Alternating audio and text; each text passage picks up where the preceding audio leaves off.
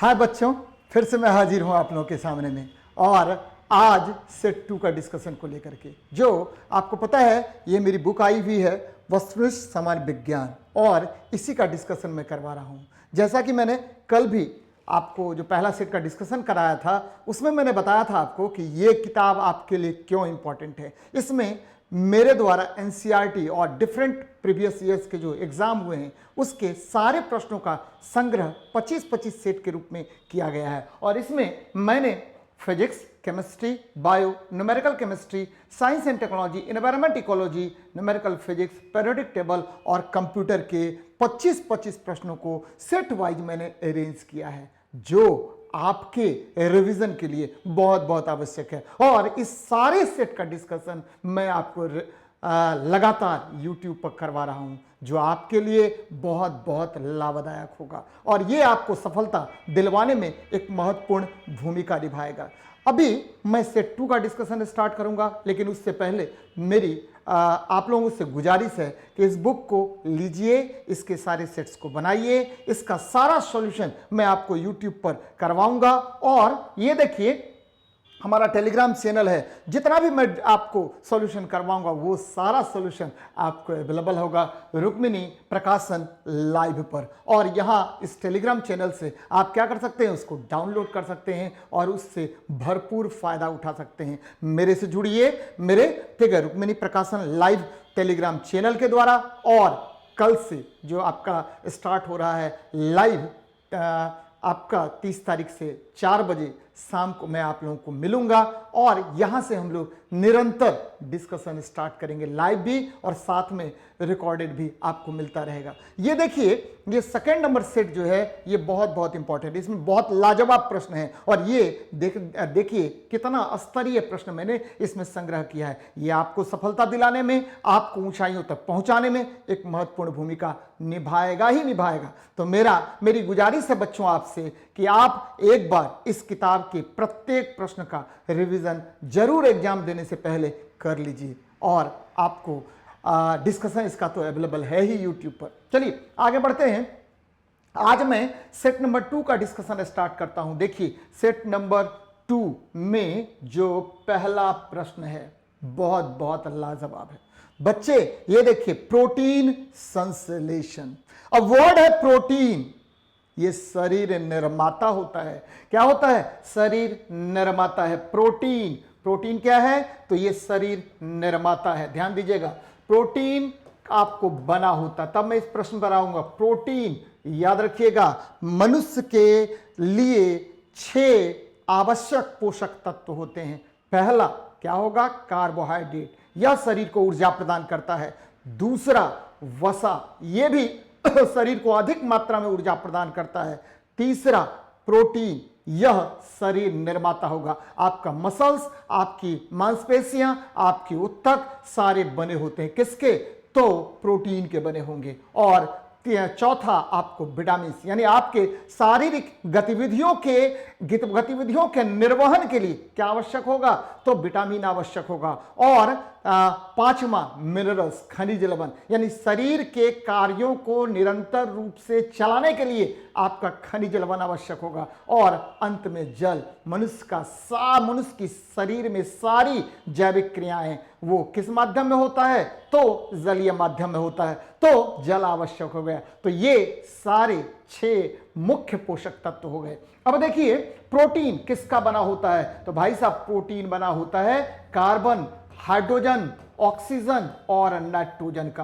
बिना नाइट्रोजन के प्रोटीन का निर्माण संभव नहीं है। बार बार यहां से यह भी क्वेश्चन आएगा कि किस तत्व के नहीं रहने से नाइट्रोजन का निर्माण नहीं हो सकता है? तो याद रखिएगा किसके? तो मतलब किस तत्व के नहीं रहने से प्रोटीन का निर्माण संभव नहीं है? तो वो नाइट्रोजन की वजह से। अब देखिए, अब क्वेश्चन पे आते हैं। प्रोटीन संश्लेषण कहां होता है भाई जी? प्रोटीन संश्लेषण राइबोसोम में होता है। कहां होता है प्रोटीन संश्लेषण? तो राइबोसोम में होता है। मैं लिख रहा हूं प्रोटीन सिंथेसिस कहां होगा? तो प्रोटीन सिंथेसिस होगा राइबोसोम पर। और राइबोसोम को हम क्या कहते हैं? तो राइबोसोम को हम क्या कहेंगे? Site of protein synthesis. क्या कहेंगे राइबोसोम को? तो प्रोटीन सिंथेसिस कहां होगा? राइबोसोम में होगा। और इसी राइबोसोम को हम, ठीक है, आपको साइट ऑफ प्रोटीन सिंथेसिस कहते हैं। अब देखिए, ठीक है, जब, ध्यान देना है, जब आपको क्या होगा? डीएनए किस में बदलेगा? डीएनए चेंज होगा आरएनए में, और आरएनए चेंज होगा एमिनो अम्ल में, और एमिनो अम्ल चेंज होगा किस में? प्रोटीन्स का निर्माण करेगा। तो डीएनए से क्या बना? आरएनए, आरएनए से क्या बना? एमिनो अम्ल, एमिनो अम्ल से क्या बना? प्रोटीन, प्रोटीन किसका बहुलक? एमिनो अम्ल का, प्रोटीन किसका बहुलक? एमिनो अम्ल का। और एमिनो अम्ल याद रखिएगा, डीएनए डीऑक्सीराइबोन्यूक्लिक एसिड होता है, और आरएनए ये क्या होगा? ये होगा आपको राइबोन्यूक्लिक एसिड। और प्रोटीन किसका बहुलक? तो एमिनो एसिड का। तो प्रोटीन संश्लेषण का सही क्रम क्या है? तो डीएनए से बना आरएनए, आरएनए से बना एमिनो अम्ल, एमिनो अम्ल से बना प्रोटीन्स। अब जरा इसको देख लीजिए, देखिए, अब ये रेप्लिकेशन है, यानी ये देखिए रेप्लिकेशन में डीएनए, ठीक है, आपको किसमें पता है? डीएनए है, डीएनए मॉलिक्यूल्स जो है वो क्या होगा? वो डिफरेंट वेज में क्या बन गया? आपको एमआरएनए का फॉर्मेशन किया, यानी यहां पर आरएनए सिंथेसिस हो गया। आरएनए सिंथेसिस के बाद ये देखिए राइबोसोम पर किसका निर्माण हुआ? तो प्रोटीन का निर्माण हुआ। तो डीएनए से क्या बना? आरएनए, आरएनए से क्या बना? प्रोटीन का निर्माण हुआ। तो ध्यान में रखिए, प्रोटीन किसका बहुलक? तो प्रोटीन बहुलक है एमिनो एसिड का। यह क्रम जरा ध्यान से देखिएगा कि आरएनए, मैंने क्या बताया आपको कि डीएनए से क्या बना? तो आरएनए बन गया। भाई साहब ये क्या बन गया? आरएनए बन गया। जब भी डीएनए से आरएनए बनेगा तो उस प्रोसेस को हम क्या कहेंगे? ट्रांसक्रिप्शन। क्या कहते हैं? ट्रांसक्रिप्शन कहते हैं। जरा देखिए मैंने क्या क्या इसमें आपको बताया है, ये देख लीजिए, मेरी बात को समझिएगा, मैंने क्या क्या इसमें नोट डाउन किया है, क्या क्या इसमें थ्योरी में दिया है, जरा इसको देख लीजिए। ये देखिए, प्रोटीन संश्लेषण में सही क्रम डीएनए से आरएनए, आरएनए से एमिनो अम्ल, एमिनो अम्ल से प्रोटीन बन गया। राइबोसोम से प्रोटीन का निर्माण, ध्यान दीजिएगा, राइबोसोम पे प्रोटीन का निर्माण होगा। उस प्रोसेस को हम लोग क्या कहते हैं? तो ट्रांसलेशन कहते हैं। ध्यान में रखिएगा, क्या कहेंगे? ट्रांसलेशन कहेंगे। डीएनए से जब आरएनए का निर्माण होता है, डीएनए से जब आरएनए का निर्माण होता है तो उसको ट्रांसक्रिप्शन कहते हैं। और आरएनए से जस्ट अपोजिट होगा, यानी डीएनए का निर्माण होगा, उसको हम लोग क्या बोलेंगे? तो रिवर्स ट्रांसक्रिप्शन बोलते हैं। मेरी बात समझिएगा। अब देखिए, ये यहां पर दो मॉलिक्यूल्स है, एक डीएनए और दूसरा है आरएनए। डीएनए और आरएनए याद रखिएगा। अब देखिए क्या होता है, डीएनए इसको बोलते हैं D oxy ribo nucleic acid, D oxy ribo nucleic acid है। और ध्यान में रखिएगा कि इसमें सुगर जो होगा वो डी ऑक्सी राइबोज होगा, और यह बना होगा किससे? तो ये प्यूरिन और पैरामिडीन यानी एडेनिन, थायमिन, ग्वानिन और साइटोसिन का बना होगा। और यहां पर देखिए आपको ये आरएनए जो है ये राइबोन्यूक्लिक एसिड है, राइबोन्यूक्लिक एसिड है। और ध्यान में रखिएगा, राइबोन्यूक्लिक एसिड है। और ये ध्यान में रखना है कि एडेनिन, थायमिन नहीं, थायमिन के जगह पर यूरेसिल, ग्वानिन और साइटोसिन का बना होता है। एडेनिन, यूरेसिल, ग्वानिन और किसका बना होगा? साइटोसिन का बना होगा। डीएनए आपको एक जनरेशन से दूसरे जनरेशन तक इंफॉर्मेशंस को ले जाने का कार्य करता है, जबकि आरएनए जो है वह प्रोटीन के संश्लेषण के लिए आवश्यक होता है। और मैंने पहले ही बता दिया आरएनए आपको क्या है, तो आरएनए जो है वह साइट ऑफ प्रोटीन सिंथेसिस है। क्या है? Site of protein synthesis. ध्यान में रखिएगा कि डीएनए के डबल हेलिक्स मॉडल के बारे में मैं बार बार बता रहा हूं, डीएनए के डबल हेलिक्स मॉडल के बारे में ये किसने बताया? तो वाटसन और क्रिक ने। डबल हेलिक्स मॉडल, ये देखिए डीएनए के डबल हेलिक्स मॉडल के बारे में बताया किसने? तो वाटसन और क्रिक ने बताया था। ध्यान में रखिएगा, वाटसन एवं क्रिक नामक वैज्ञानिक ने डीएनए के डबल हेलिक्स मॉडल के बारे में बताया था। और आजकल ये बहुत बहुत इंपॉर्टेंट हो गया, क्योंकि जैसे ही जेनेटिक इंजीनियरिंग का विकास हुआ है वहां पर आपको डीएनए संश्लेषण यानी डीएनए से आरएनए, आरएनए से एमिनो अम्ल, एमिनो अम्ल से प्रोटीन का निर्माण की प्रक्रिया बहुत अधिक बढ़ गई है। और इसी से आपको क्या होता है? आपका डिफरेंट जेनेटिक इंजीनियरिंग में प्लाज्मिड का निर्माण होता है। तो याद रखिएगा कि राइबोन्यूक्लिक एसिड आपको प्रोटीन संश्लेषण के लिए आवश्यक है।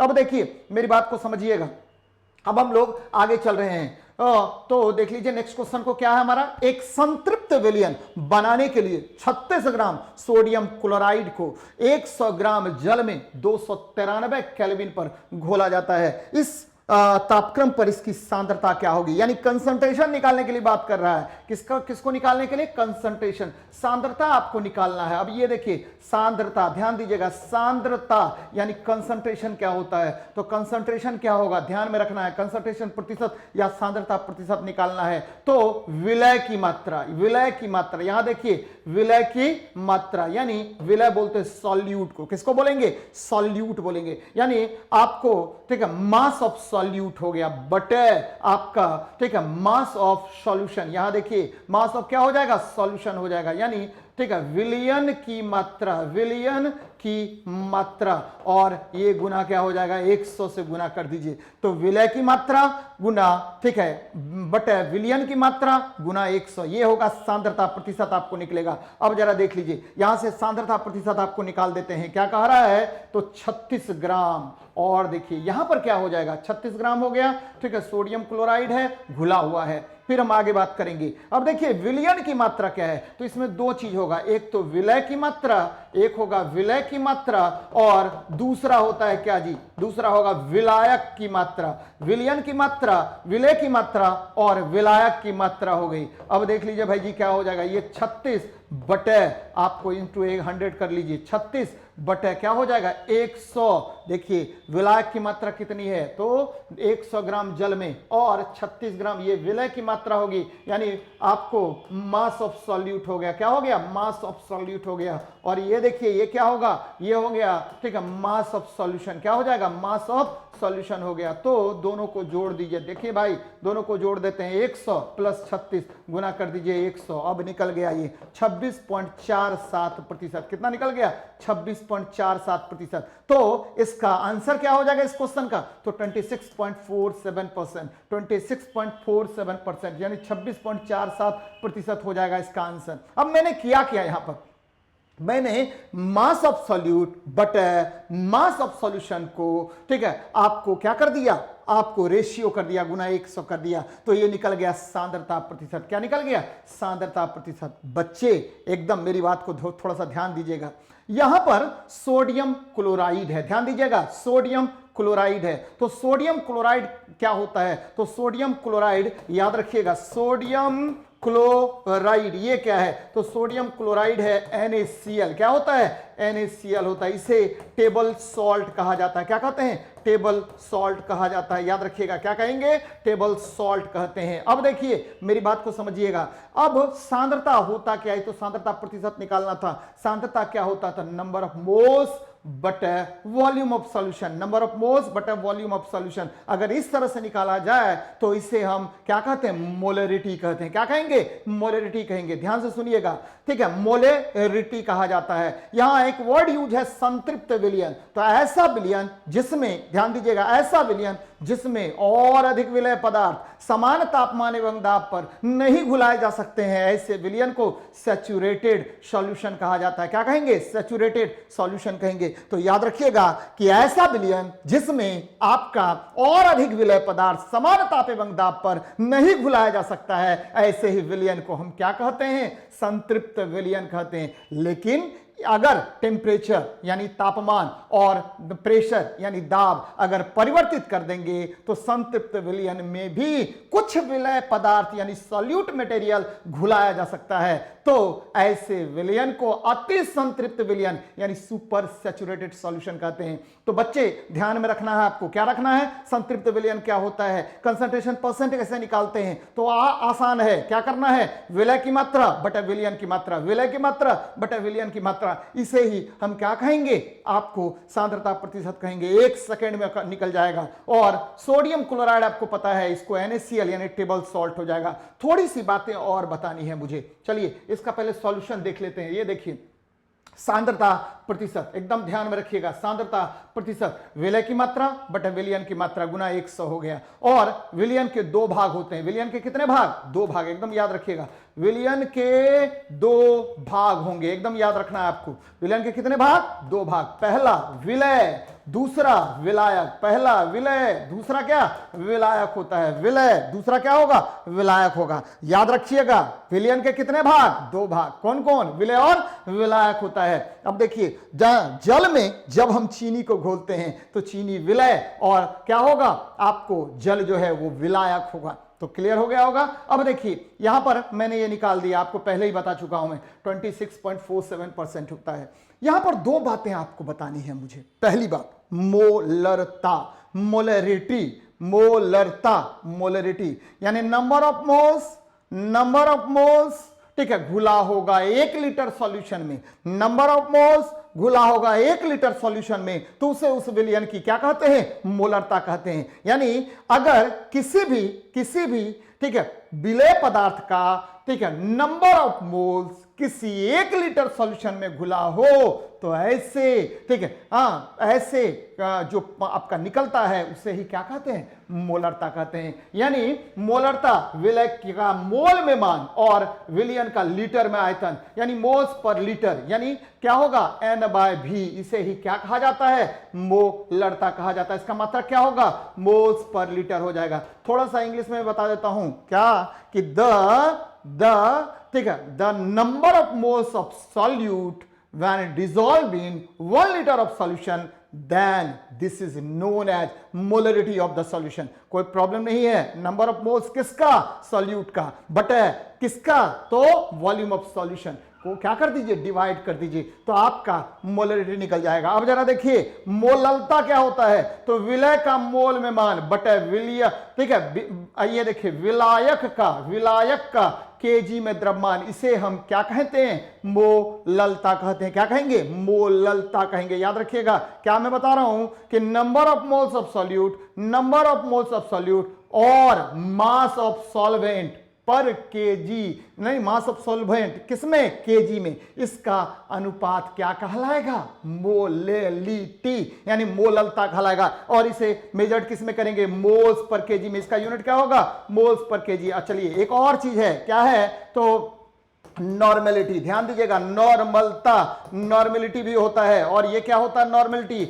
यानी नॉर्मलता, इसको क्या बोलेंगे, याद रखिएगा, ये क्या होगा कि नंबर ऑफ ग्राम इक्विवेलेंट्स, याद रखिएगा ग्राम इक्विवेलेंट्स यानी ग्राम तुल्यांकी बटे volume of solution in litre. याद रखिएगा volume of solution in litre, इसके अनुपात को क्या कहा जाता है, तो ठीक है आपको नॉर्मलता कहा जाता है, सॉल्यूशन इन लीटर, इसे हम क्या कहेंगे, नॉर्मेलिटी कहेंगे। ध्यान से सुनिएगा क्या मैं कह रहा हूं, किसी भी विलय पदार्थ का ग्राम तुल्यांकी भार, किसी भी विलय पदार्थ का ग्राम तुल्यांकी भार, और ध्यान दीजिएगा, और उस विलयन का लीटर में आयतन के अनुपात को नॉर्मलता कहा जाता है। ध्यान से सुनिएगा, number of gram equivalents of solute बटे, ठीक है, volume of the solution is known as, इसका जो रेशियो होगा वही कहलाएगा क्या, नॉर्मलता कहलाएगा। तो 3 चीजें मैंने बताई। अब देखिए, ठीक है, मोलरता बता चुका हूं,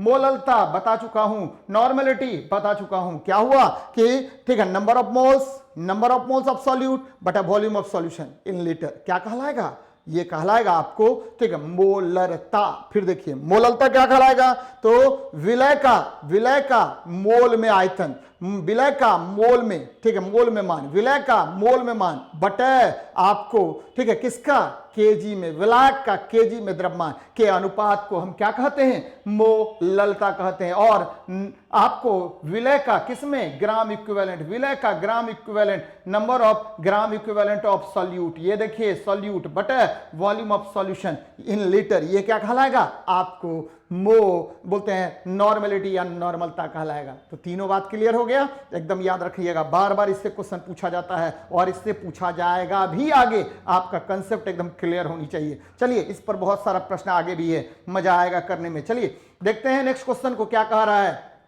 आगे बढ़ते हैं। एंटीजन का मुख्य कार्य क्या होता है, बहुत इंपॉर्टेंट है। एंटीजन याद रखिएगा, एंटीजन, ये देखिए क्या है, ये एंटीजन है, ये क्या करेगा, तो एंटीजन का मुख्य गुण क्या होता है? तो यह एंटीबॉडीज का निर्माण करता है। किसका निर्माण करेगा? एंटीबॉडीज का निर्माण करता है। ये हमारा शरीर है, ध्यान दीजिएगा, ये हमारा शरीर है। और हम अपने शरीर में जब एंटीजन डालते हैं तो ध्यान दीजिए इस पर क्या होगा। एंटीजन डालते हैं तो ये क्या होगा, जैसे ही एंटीजन डालेंगे तो इसके विरुद्ध हमारा शरीर एंटीबॉडी का निर्माण कर लेगा। किसका निर्माण कर लेगा? एंटीबॉडी का निर्माण कर लेगा। और हमारी प्रतिरक्षा तंत्र, यानी हमारा जो प्रतिरक्षा तंत्र है, इम्यून सिस्टम है, वो मजबूत हो जाएगा। प्रतिरक्षा तंत्र मजबूत हो जाता है। याद रखिएगा, हमारी प्रतिरक्षा तंत्र मजबूत हो जाती है। याद रखिएगा इस बात को, मजबूत हो जाती है। यानी जब किसी व्यक्ति के शरीर में या ठीक है जीवों के शरीर में एंटीजन प्रवेश कराया जाता है तो उसके विरुद्ध उसका शरीर एंटीबॉडीज का निर्माण कर लेता है। और ठीक है, एंटीबॉडीज का निर्माण कर लेता है और यह एंटीबॉडी हमारे प्रतिरक्षा तंत्र को मजबूत करता है। अब आपको चल रहा होगा आपके दिमाग में कि ये एंटीबॉडी है क्या, व्हाट इज एंटीबॉडी? तो भाई ये एंटीबॉडी जो है, याद रखिएगा, यह क्या है? इम्यूनोग्लोबिन है। क्या है? इम्यूनोग्लोबिन है, जो बी सेल्स को यानी टी लिम्फोसाइट्स को प्रेरित करता है बनाने के लिए। क्या करेगा? प्रेरित करेगा, जो हमारे शरीर के ठीक है प्रतिरक्षा तंत्र को क्या करता है? मजबूत करने का कार्य करता है। चलिए यहां देखिए फिगर में मैंने क्या किया, ये एंटीजन मेरे शरीर में डाला, क्या हुआ? Primary antibody. ये क्या हुआ? सेकेंडरी एंटीबॉडी बना। और आपका शरीर क्या हो गया कि ये क्या होगा? किसी भी डिजीज के विरुद्ध एक प्रतिरक्षा तंत्र का विकास कर लेगा। यानी किसी भी बीमारी के विरुद्ध क्या करता है? आपका शरीर प्रतिरक्षा तंत्र का क्या कर लेगा? विकास कर लेगा। तो इस क्वेश्चन का आंसर क्या होगा? एंटीजन का मुख्य गुण क्या होता है? एंटीबॉडीज के निर्माण को प्रेरित करना। एंटीबॉडीज के निर्माण को प्रेरित करना। याद रखिएगा, एंटीजन डाला, क्या हुआ? एंटीबॉडी का निर्माण कर लिया, जिससे क्या होगा? आपको ध्यान में रखना है, जिससे आपका शरीर जो है वह प्रतिरक्षा तंत्र के लिए प्रोटीन का निर्माण कर लेता है। तो यह इंपॉर्टेंट है, बहुत बहुत इंपॉर्टेंट है। चलिए देखते हैं क्या है आपका सॉल्यूशन। मैंने क्या किया है कि एंटीजन का मुख्य गुण एंटीबॉडी के निर्माण को प्रेरित करना है। एंटीजन प्रतिरक्षा को प्रेरित करता है। याद रखिए, प्रतिरक्षा तंत्र को यह प्रेरित करेगा, प्रतिरक्षा तंत्र को प्रेरित करता है। एंटीबॉडीज इम्यूनोग्लोबिन होता है, मैंने पहले बता दिया। यह वाय आकार का प्रोटीन है जो प्रतिरक्षा तंत्र के बी कोशिकाओं द्वारा निर्मित होता है। और याद रखिए, यह टी लिम्फोसाइट्स के विकास में सहायक होता है और यह बीमारियों से रक्षा को प्रेरित करता है। यह क्या करेगा? बीमारियों से रक्षा को क्या करता है? प्रेरित करता है। कोई भी अब अगर आपके शरीर में कोई बीमारी आएगा तो उस बीमारी के विरुद्ध हमारा शरीर पहले से ही एंटीबॉडी का निर्माण कर लेता है। देखिए, यह बीमारियों की ठीक है की रक्षा, बीमारियों से रक्षा करता है, बीमारियों से शरीर की रक्षा करता है। जिस बीमारी के लिए एंटीजन डाले हैं उसके विरुद्ध आपका शरीर क्या करेगा? ठीक है, आपको एंटीबॉडी का निर्माण कर लेगा और उस बीमारी से वह शरीर को क्या करता है? प्रतिरक्षा करता है, रक्षा करेगा। यह बीमारियों से शरीर की रक्षा करता है। एकदम ध्यान में रखिएगा, रक्षा करता है। अब थोड़ा सा और चलते हैं। अब देखिए ब्लड की बात करते हैं। ब्लड जब भी चर्चा करेंगे तो ब्लड क्या होता है? तो यह जो है संयोजी उत्तक होता है। कौन सा उत्तक होगा? कनेक्टिव टिश्यू होगा और आपके शरीर में यह फ्लो करता रहता है। और ब्लड मुख्य रूप से क्या होगा? ब्लड मुख्य रूप से आपको दो प्रकार के होते हैं, याद रखिएगा। एक इसका भाग होगा, ब्लड का भाग होगा प्लाज्मा। क्या होगा? प्लाज्मा। और दूसरा भाग होता है रक्त कणिकाएं। क्या होगा? रक्त कणिकाएं होंगी। और ठीक है, आपको ये ध्यान में रखना है, बार बार मैं आपको बताऊंगा कणिकाएं, बार बार मैं आपको बताऊंगा कि प्लाज्मा जो है वह क्या करता है कि रक्त को जलीय माध्यम प्रदान करेगा। रक्त को जलीय माध्यम प्रदान करने वाला कौन होता है? प्लाज्मा होता है। और रक्त कणिकाएं, ध्यान दीजिएगा, रक्त कणिकाएं मुख्य रूप से तीन प्रकार का होगा। आरबीसी, क्या होगा? आरबीसी, फिर क्या होगा? डब्ल्यूबीसी, फिर क्या होगा? और तीसरा हो गया प्लेटलेट्स। ध्यान दीजिएगा, इसको प्लेटलेट्स होता है। आरबीसी ये क्या करेगा? ये ऑक्सीजन को एक जगह से दूसरे जगह ले जाने का कार्य करता है। फिर देखिए आपको जो डब्ल्यूबीसी होता है ये हमारे शरीर के लिए प्रतिरक्षा तंत्र के निर्माण में सहायक होता है और इसी को प्रेरित करेगा आपका एंटीजन। इसी के निर्माण को प्रेरित करता है कौन? एंटीजन करता है। और ध्यान में रखिएगा कि प्लेटलेट जो है यह ठीक है रक्त के थक्का को जमाने के लिए आवश्यक होगा। किसके थक्का को जमाने के लिए? रक्त के थक्का को जमाने के लिए बच्चे आवश्यक होता है। और जरा इसमें देख लीजिए, क्या देख लीजिए कि हमारा जो ब्लड होता है, ब्लड ग्रुप्स की बात अगर करें तो ब्लड ग्रुप्स के बारे में सबसे पहले कार्ल लैंडस्टीनर ने बताया था। किसने बताया? कार्ल लैंडस्टीनर नामक वैज्ञानिक ने बताया। और इन्होंने बताया कि ब्लड ग्रुप्स मुख्य रूप से कितने प्रकार के? 3 प्रकार के होते हैं। ए बी बोलते 4 प्रकार के होते हैं। ए बी, उसके बाद ए बी और क्या होगा? ओ होगा। ब्लड ग्रुप कितने प्रकार के? 4 प्रकार के। कौन कौन? A B O, A B O. याद रखिए, ट्रिक में कैसे बता रहा हूं। ए बी तो नो एंटीबॉडी, ए बी तो नो एंटीबॉडी। जिसमें एंटीबॉडी नहीं पाया जाता है वह रक्त कौन होगा? तो ए बी होगा। जिसमें एंटीबॉडी नहीं पाया जाएगा वह रक्त कौन होगा? ए बी होगा। और यह सबसे ले सकता है, यानी यूनिवर्सल एक्सेप्टर कौन हो गया? तो ए बी हो गया। यूनिवर्सल एक्सेप्टर कौन हो गया? तो ए बी हो गया। और देखिए आपका ओ ब्लड ग्रुप, इसमें नो एंटीजन, इसमें नो एंटीजन, इसमें नो एंटीजन, और यह सबको दे सकता है, सबको दे सकता है। इसमें एंटीबॉडी पाया जाएगा और नो एंटीजन होगा। तो अगर क्वेश्चन ऐसा पूछेगा कि किस ब्लड ग्रुप में नो एंटीजन, किस ब्लड ग्रुप में नो एंटीजन, तो ठीक है ओ में। किस ब्लड ग्रुप में नो एंटीबॉडी? तो A B no antibody, A B no antibody. याद रखिएगा, ए बी नो एंटीबॉडी, यानी ए बी में कोई आपको एंटीबॉडी नहीं होगा। याद रखना है आपको। चलिए बच्चे एकदम ध्यान में रखिएगा, बार बार मैं बता रहा हूं कि ये आपके लिए बहुत बहुत लाभदायक होगा। जितना भी मैं सेट्स का डिस्कशन कर रहा हूं वो आपके लिए कर रहा हूं। आपको यूट्यूब पर देखना पड़ेगा, आपको डिस्कशन देखिए और वहां से लाभ उठाइए, क्योंकि बिना मेहनत की सफलता नहीं मिल सकती है। मैं बार बार बता रहा हूं कि बच्चे, ठीक है, ये बुक जो है वो मैंने आपके लिए संजोए हैं। ये बुक जो है आपके लिए इंपॉर्टेंट रखता है, इंपॉर्टेंस है। चलिए देखते हैं हम लोग नेक्स्ट क्वेश्चन को क्या कह रहा है। नेक्स्ट 4 नंबर क्वेश्चन क्या है आपका? ये देखिए 400, 401 और 402 कर दीजिए। 400, 401 और 402 हर्ज आवृत्ति की समान तीव्रता के 3 ध्वनि स्रोत हैं। प्रति सेकंड सुनाई देने वाले बीटों की संख्या क्या होगी? भाई साहब बीट बोल रहा है। अब देखिए बीट होता क्या है। तो ठीक है, दो लगातार ध्वनि, ठीक है, ध्वनि आवृत्तियों के बीच, ध्वनि आवृत्तियों के बीच अंतर को, आवृत्तियों के बीच अंतर को, आवृत्तियों के बीच अंतर को क्या कहते हैं? को हम लोग क्या कहेंगे? बिट्स कहा जाता है, यानी विस्पंदन कहा जाता है। बिट्स कहते हैं 2 लगातार ध्वनि आवृत्तियों के बीच अंतर को, क्या अंतर को क्या कहेंगे? तो बिट्स कहा जाता है, यानी विस्पंदन कहा जाता है। एकदम ध्यान में रखिएगा, क्या कहेंगे? विस्पंदन कहेंगे। यानी 2 लगातार ध्वनि आवृत्ति जो है उसके बीच जो डिफरेंसेस होता है, उसी डिफरेंस को हम क्या कहते हैं? विस्पंदन कहते हैं। भाई क्या कहेंगे? बिट्स कहेंगे। ध्यान में रखना है कि कोई व्यक्ति बोला समान आवृत्ति, समान तीव्रता के ध्वनि आवृत्तियों के बीच जो अंतर होता है उसे ही विस्पंदन कहा जाता है। मान लीजिए पहला विस्पंदन डेल्टा 1, ये 400 हर्ज है। दूसरा विस्पंदन ये देखिए डेल्टा 2, ये देखिए डेल्टा 2 कितना हो गया? तो 401 हर्ज हो गया। आप दोनों के बीच अंतर कर लेते हैं। डेल्टा डी बराबर क्या हुआ? D2 डेल्टा 2 माइनस डेल्टा 1 बराबर क्या हो गया? 401 माइनस 400 बराबर क्या होगा? 1 हर्ज हो जाएगा। तो भाई साहब 1 हर्ज हो जाएगा, यानी 2 लगातार ध्वनि आवृत्तियों के बीच जो अंतर उत्पन्न होता है, ठीक है, उसी को हम क्या कहेंगे? विस्पंदन कहेंगे। अब देखिए नंबर ऑफ बिट्स पर सेकेंड, नंबर ऑफ बिट्स पर सेकेंड को हम क्या कहते हैं? तो नंबर ऑफ बिट्स पर सेकेंड जो होता है उसे ही हम आवृत्ति कहते हैं। और ये ध्यान में रखिएगा कि विस्पंदन है क्या? बिट्स है क्या? तो ये बिट्स जो है ये एक तरह से आवृत्ति है। 2 ध्वनि तरंगों के बीच जो आवृत्ति में अंतर होता है उसे ही हम विस्पंदन कहते हैं। तो इसको ध्यान में रखना है। तो इसका क्या होगा आंसर? 1 नंबर हो जाएगा। अब देखिए ध्वनि, वर्ड यूज हो रहा है ध्वनि। चलिए पहले इसका हम देख लेते हैं, सॉल्यूशन देख लेते हैं, उसके बाद फिर देखते हैं। ये देखिए 400, 401, 402 आवृत्ति के समान तीव्रता की 3 ध्वनि सुनाई देती है। तो ये देखिए 400 हर्ज, 400 हर्ज, फिर देखिए 401 हर्ज, 402 हर्ज, ठीक है, और आपको 401 है, 402 हर्ज। तो क्या होगा? नंबर ऑफ बिट्स 401 माइनस 400 कर दीजिए 1 हर्ज। कहीं से भी कीजिए बात बराबर है। आवृत्ति का असाई मात्रक हर्ज होता है।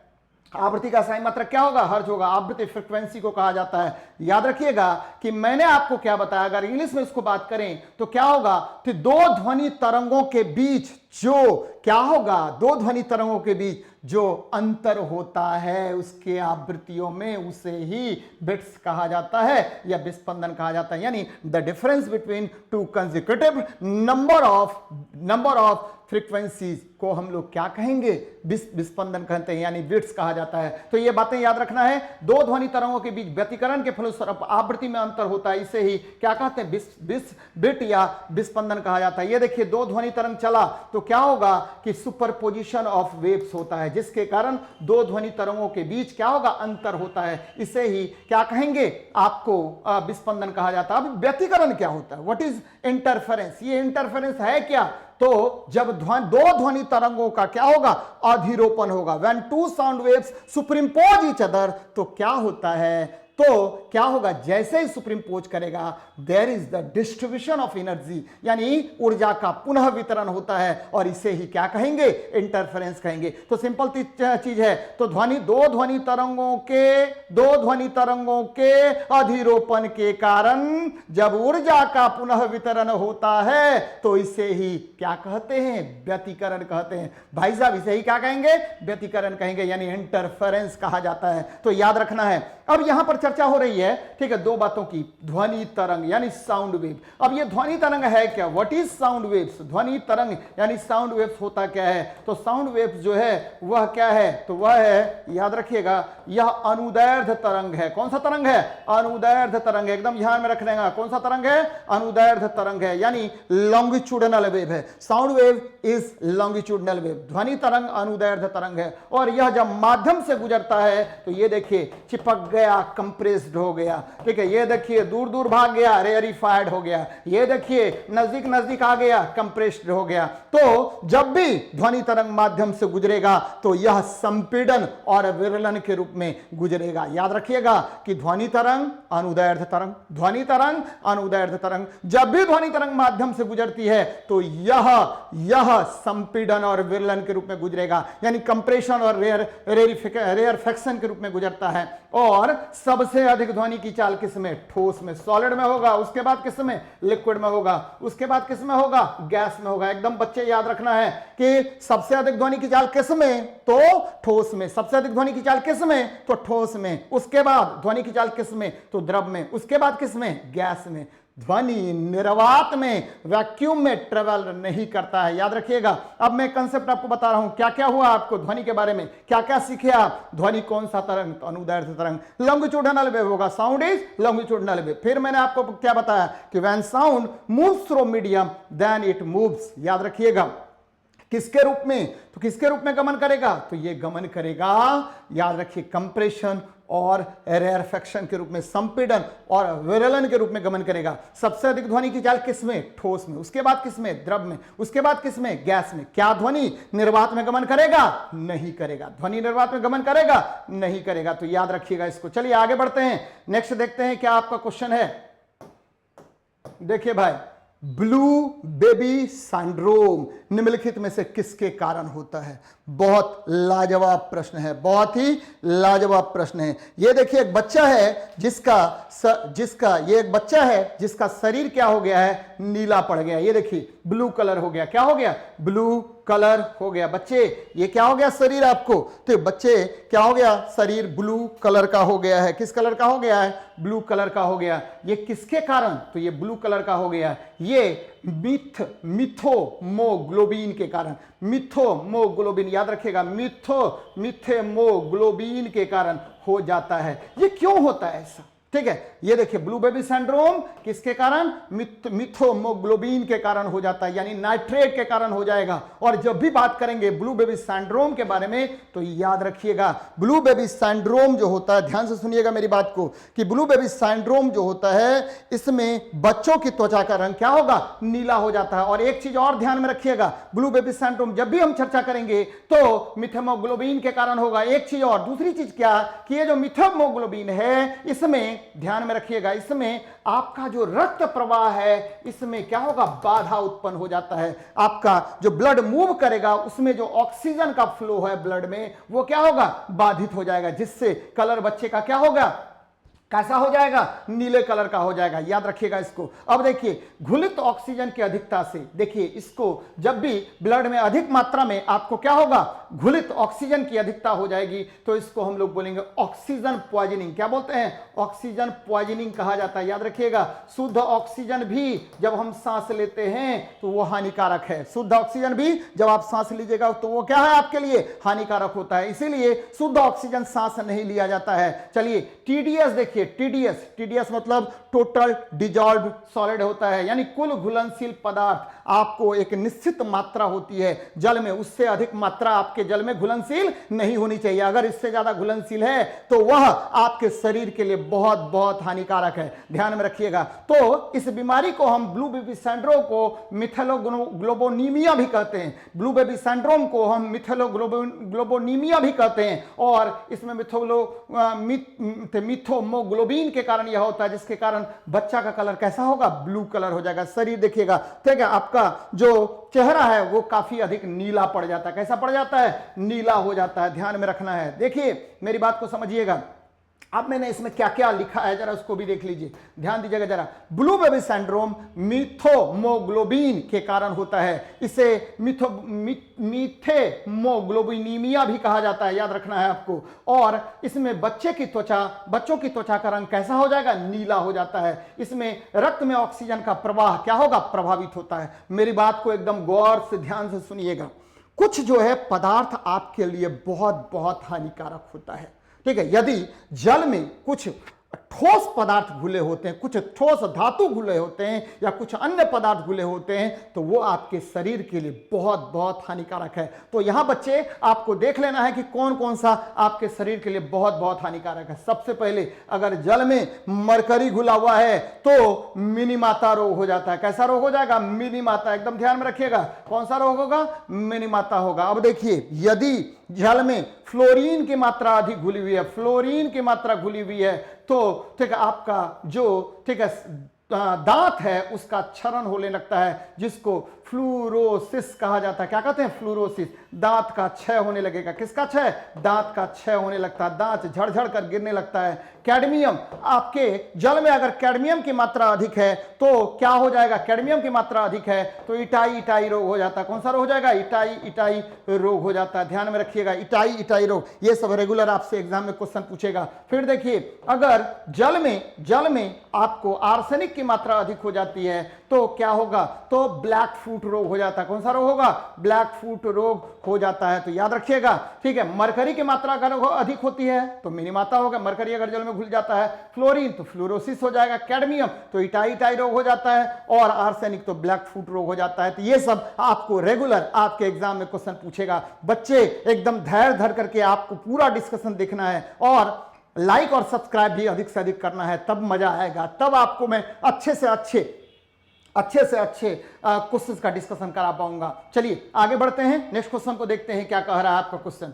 देख लीजिए क्या है भाई, आधुनिक कंप्यूटर में प्रयोग किए जाते हैं। तो भाई साहब जब भी आधुनिक कंप्यूटर की बात करते हैं तो उसमें क्या होगा, VLSI। क्या होगा भाई, VLSI। अब ये क्या है, तो ये आपको VLSI, ध्यान दीजिएगा जरा, तो वेरी लार्ज, ठीक है, स्केल इंटीग्रेशन है, वेरी लार्ज इंटीग्रेटेड सर्किट है, वेरी लार्ज इंटीग्रेटेड सर्किट है। ध्यान दीजिएगा जरा, ये क्या है, तो वेरी लार्ज इंटीग्रेटेड सर्किट है, इंटीग्रेटेड सर्किट है, एकदम ध्यान में रखिएगा। इंटीग्रेटेड क्या है, सर्किट है। तो क्या होता है कि जब सेमीकंडक्टर को हम एम्बेडेड करके आपको एक ही सेमीकंडक्टर में बहुत सारे वर्क डन करने लगते हैं, बहुत सारा मल्टी प्रोसेस करने लगेंगे, तो ऐसे ही, ठीक है, ऐसे ही इंटीग्रेशन को हम लोग क्या कहते हैं, तो VLSI कहते हैं। क्या कहते हैं, VLSI। तो आधुनिक कंप्यूटर, याद रखिएगा, आधुनिक कंप्यूटर में प्रयोग किए जाते हैं कौन, VLSI। अब देखिए कंप्यूटर के मुख्य रूप से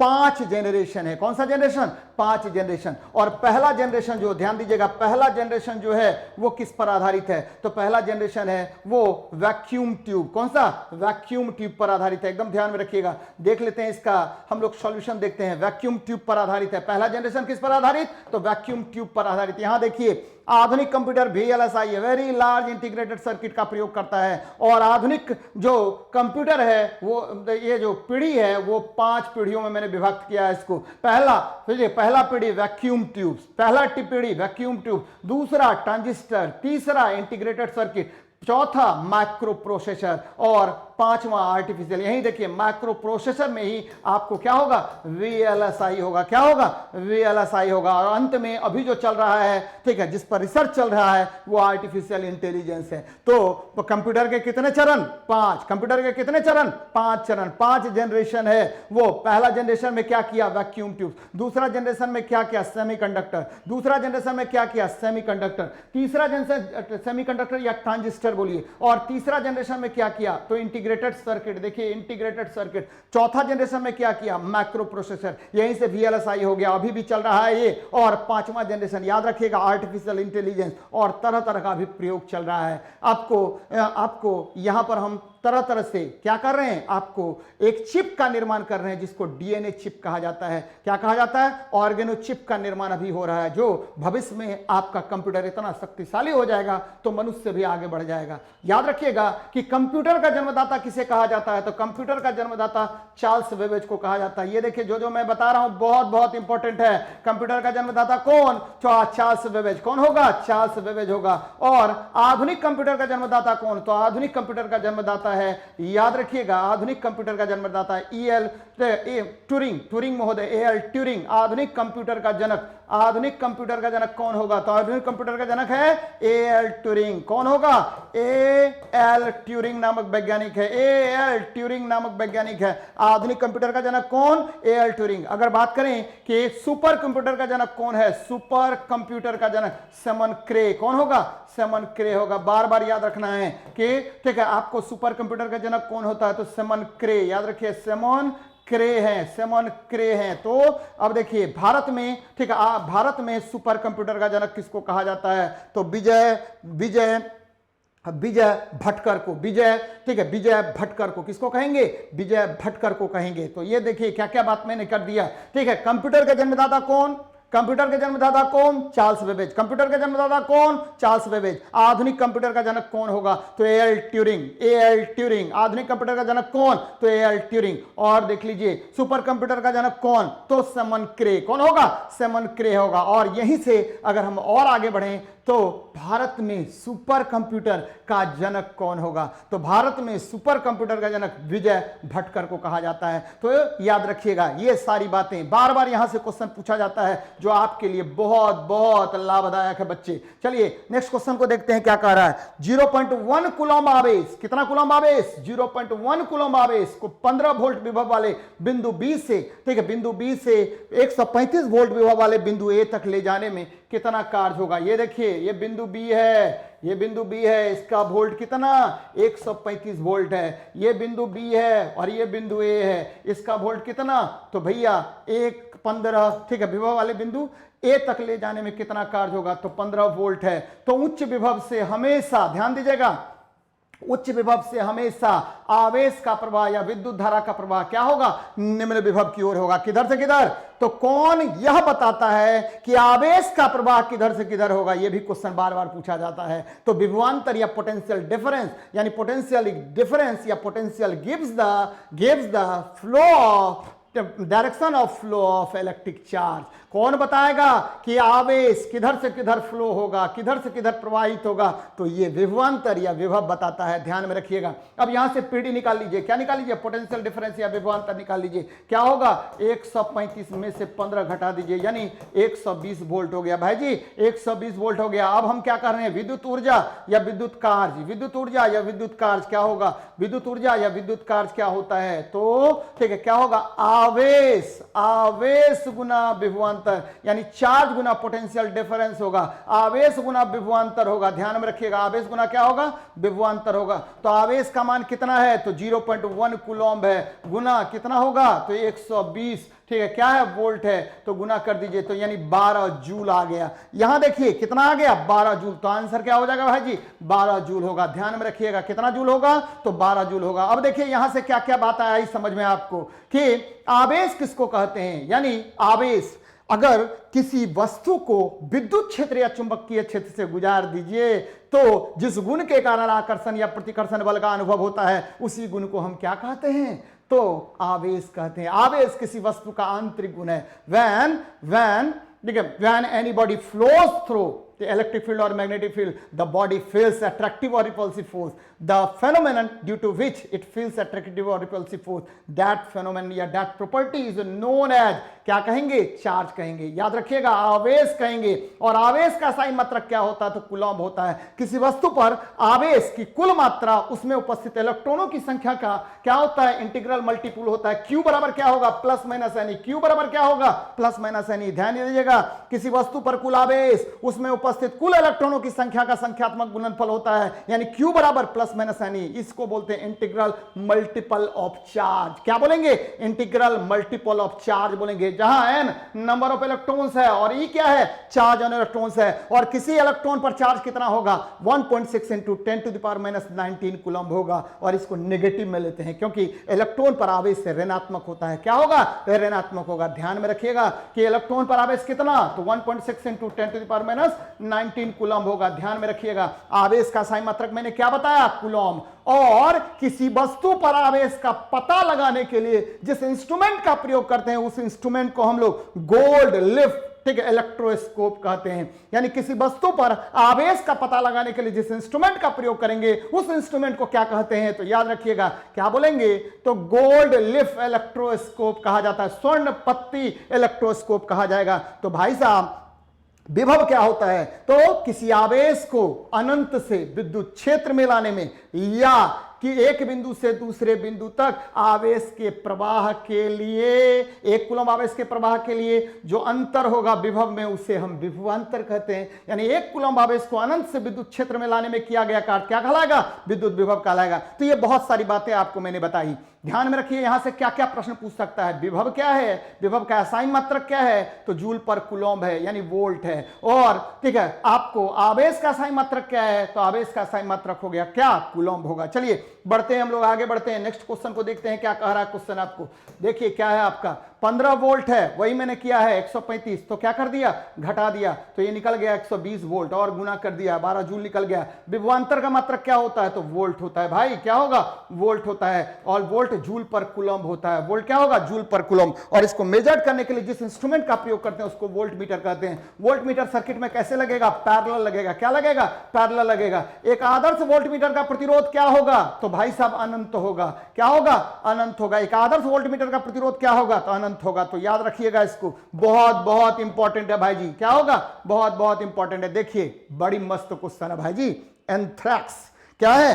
एंथ्रैक्स, ध्यान दीजिएगा मेरी बात को। क्या है आपका क्वेश्चन? तो एंथ्रैक्स है। और एंथ्रैक्स किसमें होता है? तो सभी पशुओं में क्या होगा?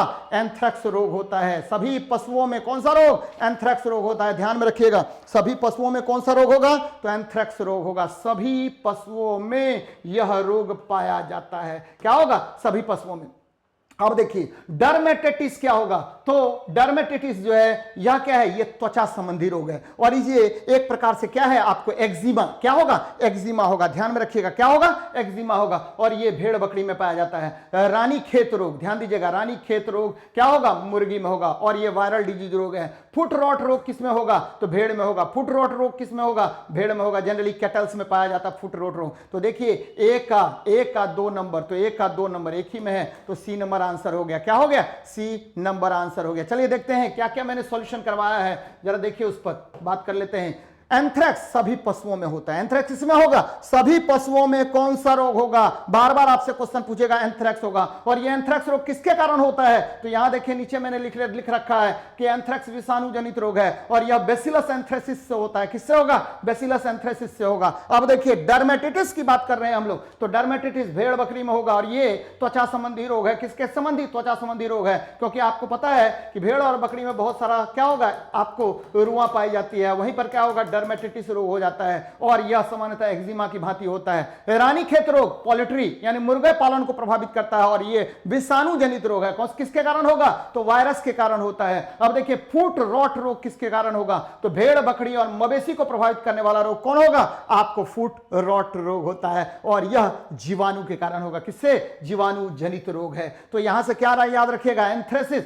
तो एंथ्रेक्स किसके कारण? तो बेसिलस यानी विषाणु, ये जो है बेसिलस एंथ्रेसिस के कारण होता है। डर्मेटाइटिस त्वचा के कारण होगा और एक्जिमा, ये देखिए ध्यान में रखिएगा कि रानीखेत रोग किसके कारण? तो विषाणु, लेकिन केवल फुट रॉट रोग जो है वो जीवाणु के कारण होता है। तो ये बातें सारी याद रखनी है आपको, तो ध्यान में रखिएगा, बहुत बहुत इंपॉर्टेंट है। चलिए इस क्वेश्चन को जरा देखते हैं, क्या कह रहा है क्वेश्चन में। क्वेश्चन बहुत बहुत इंपॉर्टेंट है। जमुना पारी, जमुना पारी, ध्यान दीजिएगा, जब भी हम जमुना पारी की बात करेंगे तो जमुना पारी क्या होता है ये देखिए, जरा हम इस पर बात कर लेते हैं। ये देखिए पश्मीना, पश्मीना क्या होगा? तो पश्मीना जो है याद रखिएगा कि ठीक है, जमुना पारी हम लोग दुधारू नस्ल होता है। क्या? दुधारू नस्ल होगा। ठीक है, पश्मीना, पश्मीना जो है यह हम किसके लिए करेंगे? तो ठीक है, आपको बाल के लिए करते हैं, मालाबार खाल के लिए करते हैं, सिरोही मांस के लिए करेंगे। तो ए का 4 नंबर, तो ए का 4 नंबर। फिर देखिए बी का 3 नंबर, तो ए का 4 और बी का 3, ए का 4 बी का 3। फिर देखिए सी का 2, तो सी का 2, तो पहला ही नंबर आंसर हो गया। कौन सा हो गया? पहला नंबर आंसर हो गया। जरा देख लीजिए, इसमें बहुत सारी बातें इसमें बतानी है आपको, हमको देख लेते हैं क्या है। तो यहां देखिए बकरी का नस्ल जमुना पारी, ये दुधारू नस्ल है। क्या हो गया? जमुना पारी। ये मैंने आपको क्या बता दिया पीछे, देख लेते हैं इसको। जरा देखिए कि क्या मैंने इसमें डिस्कस किया है, जरा ध्यान दीजिएगा मेरी बात को। जमुना पारी जो है वो दुधारू नस्ल है। जमुना पारी क्या है? दुधारू नस्ल है। पीछे चलते हैं हम लोग, थोड़ा सा देख लेते हैं। जमुना पारी क्या है? आपको पश्मीना बाल के लिए, मालाबार खाल के लिए। ये जरा इसको देखिए, आंसर देखते हैं क्या कह रहा है। ठीक है, ये देख लीजिए भाई साहब। चलिए तो पीछे चलते हैं, थोड़ा सा पीछे चलते हैं।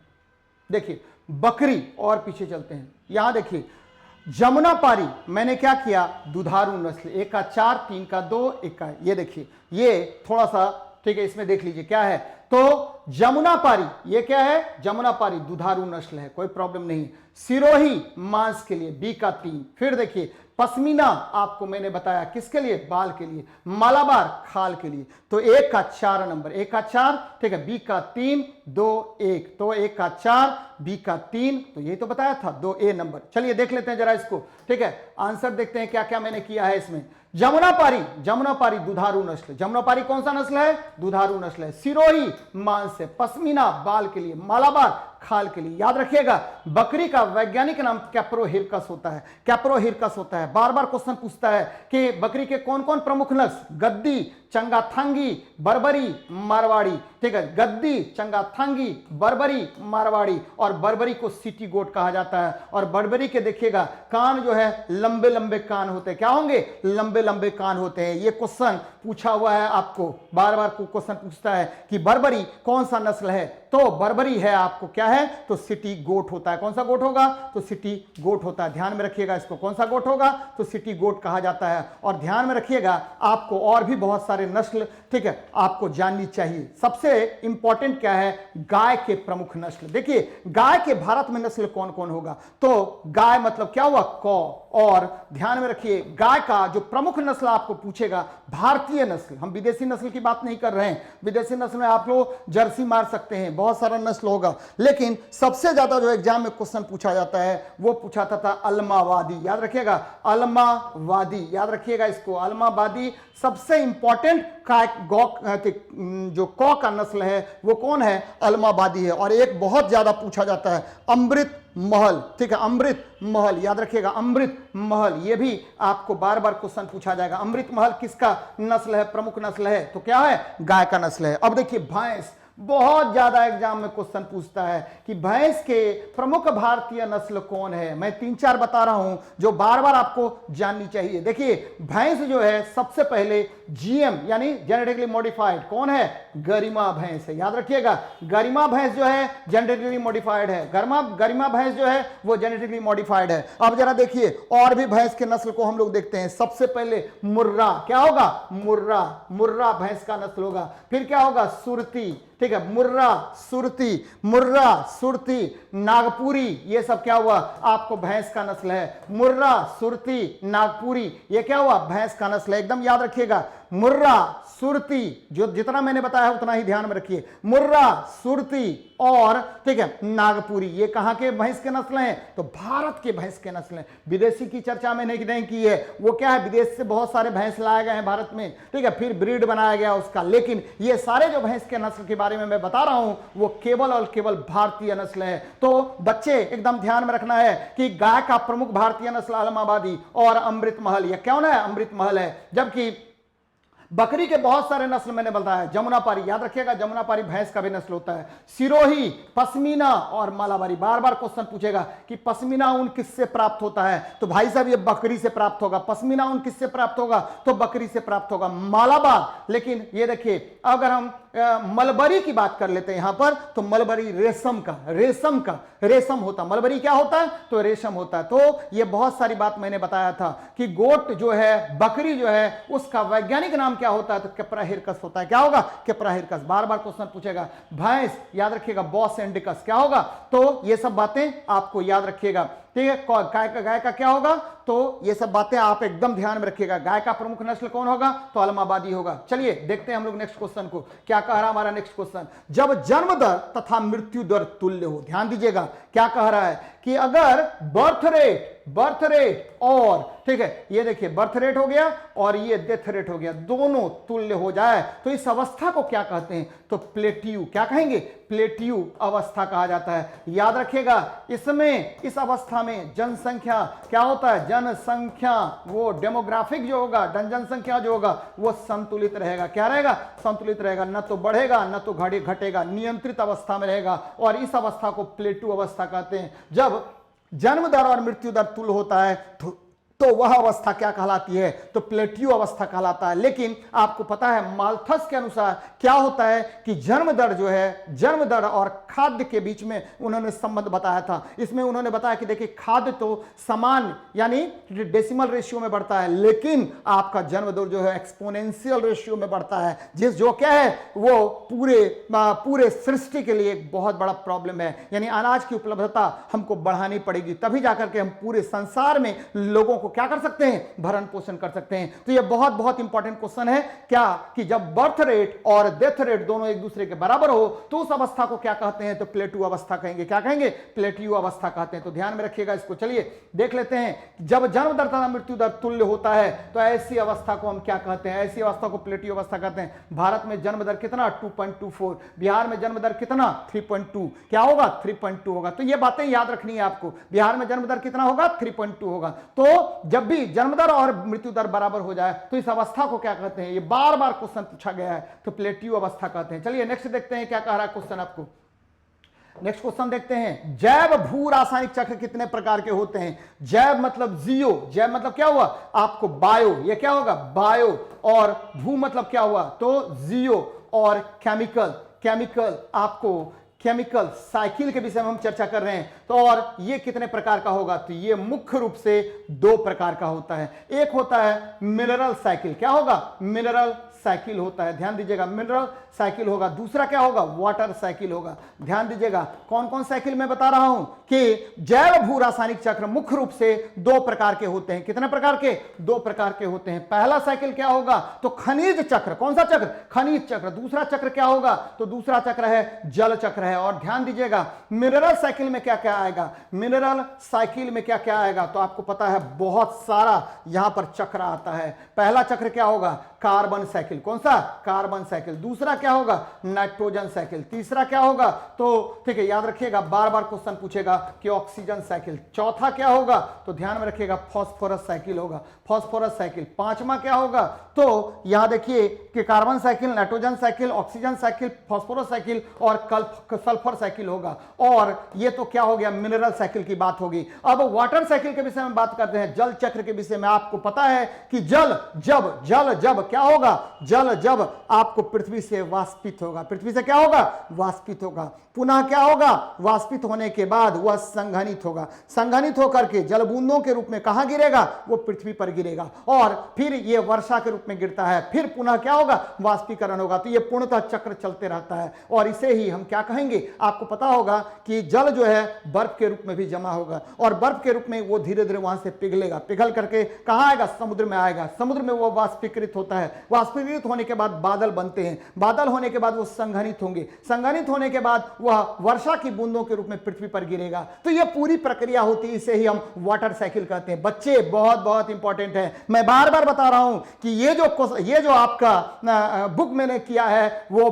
बहुत ही मेहनत से किया है। देखिए क्वेश्चन का पैटर्न किस तरह से बदल रहा है। बच्चे ये बहुत बहुत लाभदायक होगा, ये आपको सफलता दिलाएगा ही, ये आपके एनटीपीसी के लिए, ये आपके ग्रुप डी के लिए, ये आपके बीपीएससी के लिए, ये आपके बीपीएसएससी के लिए बहुत बहुत लाभदायक है। मैं बार बार बता रहा हूं आप लोगों को कि ये आपको सफलता दिलाने में हद से हद पार कर जाएगा, निश्चित रूप से आपको उस पर्वत के शिखर पर ये पहुंचाएगा। देखिए कितना ज्यादा पैटर्न घूम रहा है क्वेश्चन का, इसीलिए जैव भू रासायनिक चक्र यानी बायो जियो केमिकल साइकिल जो होता है, मिनरल साइकिल, ये कितने प्रकार का, 2 प्रकार का होगा। पहला खनिज चक्र, दूसरा क्या होगा, वाटर साइकिल होगा। पहला खनिज चक्र, दूसरा क्या होगा, वाटर साइकिल होगा। अब देखिए मैंने इसमें क्या क्या करके रखा है, क्या क्या मैंने इसमें बताई है, जरा देखिए क्या होगा। जैव भू रासायनिक चक्र 2 प्रकार के होते हैं। पहला चक्र क्या है भाई, यह है खनिज चक्र, मैंने अभी तुरंत बताया था, मिनरल साइकिल इंग्लिश में। एक बच्चे ने मेरे से कमेंट किया कि सर इंग्लिश में नहीं है। भाई हमको इंग्लिश भी आता है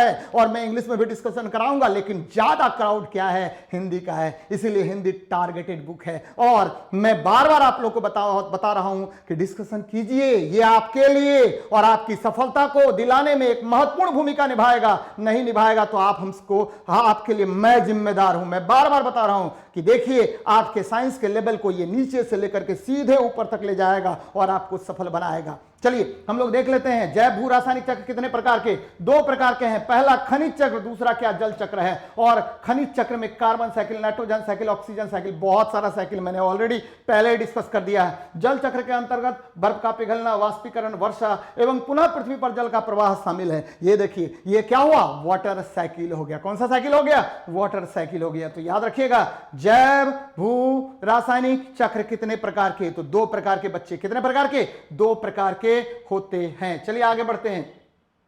यहां देख लीजिए क्या है क्वेश्चन, मजेदार है क्वेश्चन। 17 ग्राम H2O2 में कितने मोल होंगे, 17 ग्राम H2O2 में कितने मोल होंगे।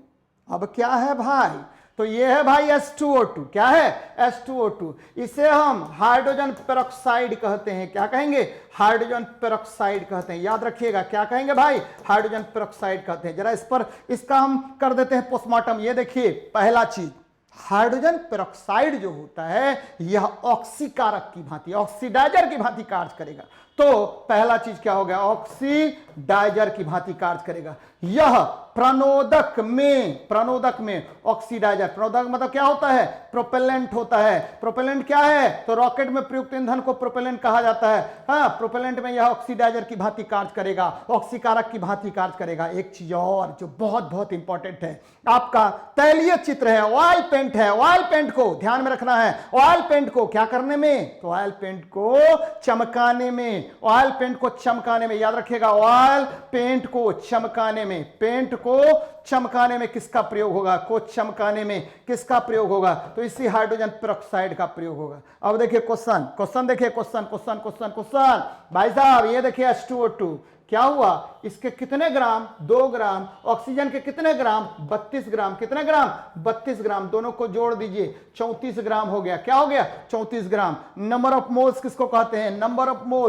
मोल्स किसको कहेंगे भाई साहब, किसको कहेंगे नंबर ऑफ मोल्स। ये होगा क्या होगा कि दिया गया द्रव्यमान बटा अनुद्रव्यमान, दिया गया द्रव्यमान बटा अनुद्रव्यमान को हम क्या कहते हैं, नंबर ऑफ मोल्स कहते हैं। ये देखिए निकाल लीजिए कितना दिया गया द्रव्यमान है 17, कितना अनुद्रव्यमान आया है 34। अब देखिए भागा दे दीजिए, 34 ग्राम 17 ग्राम भैया 1.2 यानी 0.5 मोल। कितना मार दिया बाजी हमने, क्या मार दिया, 0.5 मोल हो जाएगा। अब यहां से क्या क्या सीखे, 0.5 मोल आंसर मार दीजिए। क्या क्या सीखे, कि ठीक है, हाइड्रोजन पेरोक्साइड ऑक्सीकारक के रूप में, किसमें, प्रणोदक में, और यह ऑयल पेंट को चमकाने में प्रयोग में आएगा। बार बार क्वेश्चन आएगा कि हाइड्रोजन पेरोक्साइड है ऑक्सीकारक, अवकारक, दोनों, इनमें से कोई नहीं। तो आपको पता है आपको क्या मारना है, याद रखिएगा। नंबर ऑफ मोल्स जैसे ही आएगा बात, तो नंबर ऑफ मोल्स क्या करेंगे, तो दिया गया द्रव्यमान बटा आणविक द्रव्यमान, दिया गया द्रव्यमान बटा आणविक द्रव्यमान को हम नंबर ऑफ मोल्स कहते हैं। याद रखिएगा, नंबर ऑफ मोल्स कह देंगे, यानी पदार्थों की मात्रा को मापने के लिए जिसका यूज करते हैं उसको नंबर ऑफ मोल्स कहा जाता है। तो ये क्वेश्चन हो गया। देखिए मैंने डिस्कशन क्या करा है इसमें, तो ये देखिए 17 ग्राम, ठीक है, दिया गया द्रव्यमान बटा अनुद्रव्यमान। अब देखिए थोड़ा सा और चलते हैं हम लोग। मोल, एक मोल बराबर अनुद्रव्यमान, ठीक है, अनुद्रव्यमान, एक मोल बराबर क्या होगा, ठीक है, परमाणु द्रव्यमान, एक मोल बराबर क्या होगा, ठीक है, परमाणु द्रव्यमान हो गए। एक मोल बराबर कितने अणु या परमाणु, तो ये एवोगाद्रो नंबर होगा। याद रखिएगा, एवोगाद्रो नंबर होगा, और ये एवोगाद्रो नंबर कितना होगा, 6.022 इंटू 10⁻23 होगा। अणु, परमाणु या आयन होगा, अणु या परमाणु या क्या होगा, आयन होगा। ध्यान दीजिएगा, अणु, परमाणु या क्या होगा, आयन होगा। याद रखना है कि मोल जब भी चर्चा करेंगे तो परमाणु द्रव्यमान के बराबर होगा। जैसे ये देखिए सोडियम, इसमें कितने ग्राम, 23 ग्राम, कितने मोल, एक मोल। ये देखिए कैल्शियम कार्बोनेट CaCO3 कितना, तो ये 100 ग्राम, कितना ग्राम, 100 ग्राम, कितना मोल, एक मोल, 100 ग्राम, कितना मोल, एक मोल। तो ये ध्यान में आपको रखनी चाहिए। और किसी भी पदार्थ के एक मोल में अणु, परमाणु या आयन की संख्या नियत होती है, और इसे ही एवोगाद्रो नंबर कहते हैं। इसे ही क्या कहेंगे, एवोगाद्रो नंबर कहेंगे। किसी भी पदार्थ के एक मोल में अणु या परमाणुओं की संख्या नियत होती है, इसे हम एवोगाद्रो नंबर कहते हैं। यानी क्या मैं बता रहा हूं कि the number of atoms, molecules और आयंस, ठीक है, in one mole is certain, नियत होता है। That number is known as Avogadro number. और जब भी एवोगाद्रो नंबर की चर्चा कीजिएगा भैया तो याद रखिएगा 6.022 इंटू 10⁻23। ये या तो एटम होगा या मॉलिक्यूल्स होगा या क्या होगा, आयंस होगा। कोई दिक्कत है, नहीं दिक्कत है बच्चे, एकदम दिक्कत नहीं है, दिक्कत नहीं होनी चाहिए। दिक्कत होगा तो मैं हूं, ठीक है, याद रखिएगा। ये देखिए लाजवाब क्वेश्चन। देश में निर्मित पहला बहुउद्देशीय उपग्रह कौन है, तो भाई साहब पहला बहुउद्देशीय उपग्रह कौन है, तो ये है इनसेट 2A, इनसेट 2A। पहला उपग्रह कौन है, तो इनसेट 2A है। ध्यान दीजिएगा, इनसेट 2A है, और ये बहुउद्देशीय है, भारत का पहला उपग्रह। ये देखिए बहुउद्देशीय, ये क्या है भाई जी, ये आपको जियो स्टेशनरी सैटेलाइट है। यहां देखिए ये जियो स्टेशनरी सैटेलाइट है, और ये जो प्लेट है, याद रखिए बार बार क्वेश्चन पूछेगा कि सैटेलाइट में ऊर्जा कहां से आता है, तो सोलर प्लेट से। कहां से आएगा, सोलर प्लेट से ऊर्जा आता है। कहां से आएगा भाई जी, सोलर प्लेट से आएगा। तो आंसर हो जाएगा इनसेट 2A, और इसे ही हम कम्युनिकेशन सैटेलाइट कहते हैं। कौन सा सैटेलाइट कहेंगे, कम्युनिकेशन सैटेलाइट कहेंगे, संचार उपग्रह कहेंगे। और भारत का पहला उपग्रह कौन है, याद रखिएगा 19 अप्रैल 1975 को भारत का पहला उपग्रह, 19 अप्रैल 1975 को भारत का पहला उपग्रह छोड़ा गया, और इसका नाम क्या था, इसका नाम था आर्यभट्ट। क्या नाम था, आर्यभट्ट नाम था। और याद रखिएगा कि सैटेलाइट दो प्रकार के होते हैं। सैटेलाइट कितने प्रकार के, दो प्रकार के। उपग्रह दो प्रकार के होते हैं। अगर विश्वतरेखीय कक्षा में चक्कर लगाएगा तो उसे हम भू-स्थैतिक उपग्रह कहेंगे। विश्वतरेखीय कक्षा में चक्कर लगाएगा तो उसे हम भू-स्थैतिक उपग्रह कहेंगे। और यदि ध्रुवीय कक्षा में चक्कर लगाएगा तो उसे हम ध्रुवीय उपग्रह कहेंगे। भू-स्थैतिक उपग्रह पश्चिम से पूर्व की ओर चक्कर लगाएगा, वेस्ट टू ईस्ट चक्कर लगाएगा, और ध्रुवीय उपग्रह नॉर्थ टू साउथ चक्कर लगाएगा। भू-स्थैतिक उपग्रह 36,500 किलोमीटर की ऊंचाई पर होगा, जबकि ठीक है ध्रुवीय उपग्रह याद रखिएगा 800 किलोमीटर से 1000 किलोमीटर के बीच स्थित होता है। तो कोई प्रॉब्लम है, ये देखिए बहुउद्देशीय उपग्रह कौन, इनसेट 2A होगा। कौन होगा, इनसेट 2A होगा। चलिए देखते हैं क्या मैंने किया है इसमें, सॉल्यूशन क्या किया है कि देश में निर्मित पहला बहुउद्देशीय उपग्रह कौन है, तो देश में निर्मित पहला बहुउद्देशीय उपग्रह इनसेट 2 है। इनसेट का पूरा नाम क्या होता है, इंडियन नेशनल सैटेलाइट। भारत का पहला उपग्रह कब छोड़ा गया, तो 19 अप्रैल 1975 को। याद रखिएगा, ठीक है, 19 अप्रैल 1975 को। क्या नाम था इसका, आर्यभट्ट नाम था। याद रखिएगा कि भारत भारत जो है निरंतर इसरो के तत्वावधान में, किसके, इसरो के तत्वावधान में तरह तरह के सैटेलाइट्स को छोड़ रहा है और वर्तमान में इसरो विश्व में एक नई पहचान लेकर के रखा है। याद होगा पहले सेट में मैंने चंद्रयान के विषय में बताया था, चंद्रयान 2008 में, चंद्रयान 1 कब 2008 में, और चंद्रयान 2 कब, याद रखिए 2019 में। और विक्रम लैंडर किसके द्वारा छोड़ा गया था, तो याद रखना है किसके, तो ठीक है आपको चंद्रयान 2 के द्वारा। तो ये बातें याद रखनी है आपको, बार बार मैं बता रहा हूं कि आपको सफलता मिलनी तय है। थोड़ा सा ध्यान दीजिएगा। सफेदा होता है क्या, तो सफेदा 2Pb, ठीक है, ये देखिए 2PbCO3 इंटू PbOH2 होता है, और ये लेड का अयस्क Pb का अयस्क है। अब जब भी Pb की बात करेंगे तो Pb का सबसे अच्छा अयस्क क्या है, तो ये है, याद रखना है गैलेना। क्या है, गैलेना है। गैलेना का फॉर्मूला क्या होता है, Pbs होता है। और लेड जो है उष्मा का चालक, उष्मा एवं विद्युत का कुचालक होगा, उष्मा एवं विद्युत का क्या होगा, कुचालक होगा। और यह, ठीक है, यह 14वें वर्ग का धातु है। कौन सा वर्ग का धातु है, 14वें वर्ग का धातु है। किस वर्ग का धातु, तो 14वें वर्ग का, ठीक है, धातु है। याद रखिएगा, ये देखिए किस वर्ग में है, 14वां वर्ग। 14वां वर्ग क्या है, कार्बन का वर्ग है, लेकिन यह इस वर्ग में पाया जाता है। और सफेदा का फॉर्मूला क्या हो गया, 2PbCO3 इंटू PbOH2। याद रखिएगा, एनटीपीसी का क्वेश्चन है, किसका है, एनटीपीसी में पूछा गया प्रश्न है, तो यह बहुत बहुत इंपॉर्टेंट है। चलिए देखते हैं, प्रीवियस ईयर है, देख लेते हैं नेक्स्ट क्वेश्चन को क्या कह रहा है। सफेदा 2PbCO3 इंटू PbOH2 होता है, यह Pb का अयस्क है। Pb 14वें वर्ग का धातु है, यह उष्मा एवं विद्युत का कुचालक होता है। इसका प्रमुख अयस्क गैलेना है। कौन है, गैलेना है। याद रखिएगा, PbS लेड बोला जाता है। क्या बोला जाएगा, लेड कहते हैं इसको, ध्यान में रखिएगा, लेड कहा जाता है। चलिए आगे बढ़ते हैं, नेक्स्ट क्वेश्चन को देखते हैं क्या कह रहा है आपका। शक्ति का व्यवहारिक मात्रक वाट है, और 1 वाट क्या होगा। भाई साहब बहुत इंपॉर्टेंट क्वेश्चन है, बच्चे फंसते हैं इसमें। क्या कह रहा हूं मैं, जरा ध्यान दीजिएगा। शक्ति यानी पावर बराबर क्या होगा, वर्क अपॉन टाइम। क्या होगा, वर्क अपॉन टाइम हो गया। पावर बराबर क्या हो गया, ये देखिए V इंटू आई। V यहां वोल्ट है, V यहां वोल्ट है, I क्या है, एम्पियर है। V यहां वोल्ट है, I क्या है, एम्पियर है। तो 1 वोल्ट इंटू क्या होगा, एम्पियर। 1 वोल्ट इंटू 1 एम्पियर हो जाएगा, और इसे ही वॉट कहा जाता है। क्या कहा जाता है, वॉट कहा जाता है। तो शक्ति का एसआई मात्रक क्या होगा, शक्ति का एसआई मात्रक वॉट होगा। और ये 1 वोल्ट किसके, 1 वाट जो है किसके बराबर होगा, तो 1 वोल्ट इंटू 1 एम्पियर के तुल्य होगा। और बार बार यहां पर शक्ति से बहुत ज्यादा प्रश्न आपको याद होगा, रेलवे में पूछे जाते हैं। P बराबर, ध्यान दीजिएगा, पावर बराबर क्या होगा, वर्क अपॉन टाइम, कार्य बटा समय। कार्य करने की, ठीक है, कार्य करने की दर को हम शक्ति कहते हैं। फिर देखिए F डॉट V होगा। क्या होगा, F डॉट V यहां वेग है, यानी बल और वेग का अदिश गुणनफल क्या कहलाएगा, तो शक्ति कहलाएगा। फिर देखिए यानी mgh यानी पोटेंशियल एनर्जी बटा टाइम को हम क्या कहेंगे, शक्ति कहेंगे। फिर देखिए काइनेटिक एनर्जी बटा टाइम को हम क्या कहेंगे, शक्ति कहेंगे। फिर देखिए, ठीक है, V डॉट I को क्या बोलेंगे, V इंटू आई। यहां V मतलब विभव, I मतलब धारा हो गया, तो विभव और धारा के गुणनफल को हम शक्ति कहेंगे।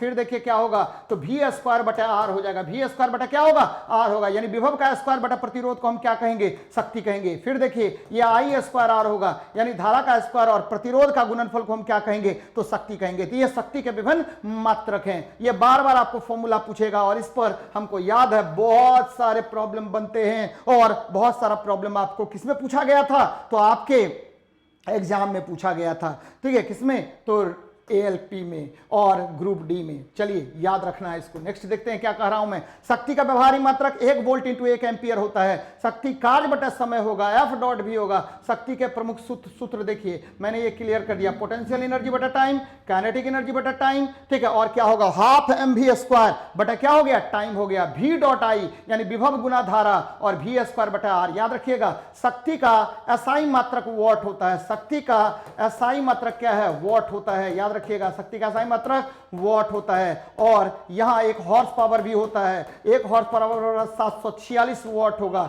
एक चीज और ध्यान में रखिए, एक मैट्रिक हॉर्स पावर बराबर क्या होता है, बार बार क्वेश्चन पूछेगा। एक मैट्रिक हॉर्स पावर बराबर 735.49 वॉट होता है, 735.49 वॉट होता है। तो ये सारे क्वेश्चन आपको रेगुलर एग्जाम में क्वेश्चन पूछे जाते हैं, बहुत बहुत इंपॉर्टेंट है बच्चे, एकदम ध्यान में रखिए, क्योंकि अगर सफलता चाहिए तो पढ़ना पड़ेगा, और मैं आपको पढ़ाने के लिए तैयार हूं। मैं रेगुलर आपको YouTube पर मिलूंगा और आपका डिस्कशन करवाऊंगा। मित्रों एकदम ध्यान में रखिए, बच्चे एकदम ध्यान में रखिए, आपकी सफलता ही मेरा पारितोषिक है। चलिए बढ़ते हैं हम लोग आगे, देख लेते हैं क्या है क्वेश्चन।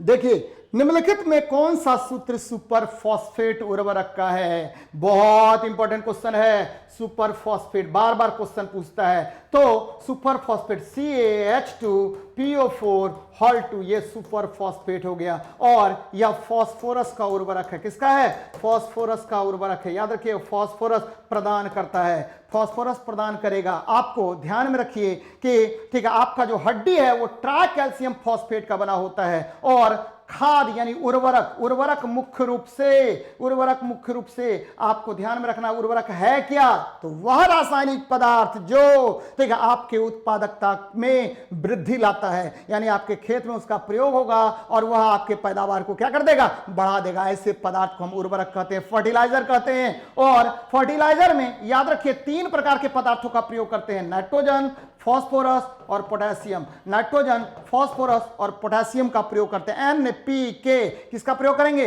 NPK का प्रयोग करते हैं। और ध्यान में रखिएगा ये ट्राई कैल्शियम फॉस्फेट, ये जो NPK है इसको हम मिश्रित उर्वरक कहते हैं। कौन सा उर्वरक कहेंगे? मिश्रित या मिक्स्ड फर्टिलाइजर कहते हैं। उर्वरक कौन होगा? तो NPK होगा। इसे हम मिश्रित उर्वरक कहते हैं। याद रखना है सबसे अच्छा उर्वरक कौन होगा? तो ठीक है आपको नाइट्रोजन देने वाला सबसे अच्छा उर्वरक होता है यूरिया, जिसका फॉर्मूला है NH2CO NH2 होगा यूरिया। और यह 46% नाइट्रोजन देता है। कितना परसेंट देगा? 46% देगा। ये देखिए कैल्शियम सल्फेट है, लेकिन इसमें डाइहाइड्रेट अगर लगा देते हैं तो यह बन गया जिप्सम। क्या बन जाएगा? जिप्सम बन जाएगा। और यह जो है सीमेंट के जमने की दर को क्या कर देता है? कम कर देता है। और यह आपका ट्राई कैल्शियम फॉस्फेट है और यह आपकी हड्डियों में पाया जाता है। कहां पाया जाएगा? हड्डी में पाया जाने वाला पदार्थ होता है। तो हड्डी में क्या पाया जाएगा? ट्राई कैल्शियम फॉस्फेट पाया जाएगा। चलिए बच्चे आगे बढ़ रहे हैं, नेक्स्ट क्वेश्चन को देख रहे हैं क्या कह रहा है। इसमें देख लीजिए सुपर फॉस्फेट पहले ही बता चुका हूं, और उर्वरक के विषय में मैंने बता दिया, और जिप्सम के भी विषय में मैंने बता दिया। याद रखिए यदि जिप्सम से ठीक है 1.5 अणु H2O को निकाल देंगे तो ये बन जाएगा CaSO4 इंटू हाफ H2O। इसको क्या बोलते हैं? तो ये कैल्शियम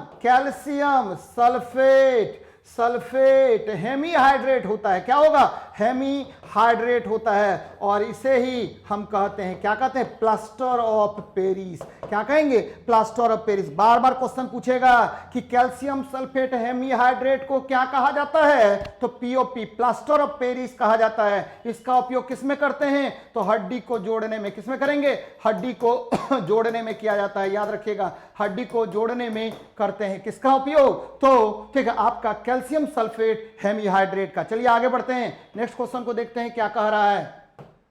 देखिए उष्मा किस प्रक्रिया द्वारा तीव्र गति से चलता है? अब जरा देखते हैं इस पर, बहुत इंपॉर्टेंट क्वेश्चन है। ठीक है चालन मतलब कंडक्शन, चालन मतलब क्या हुआ?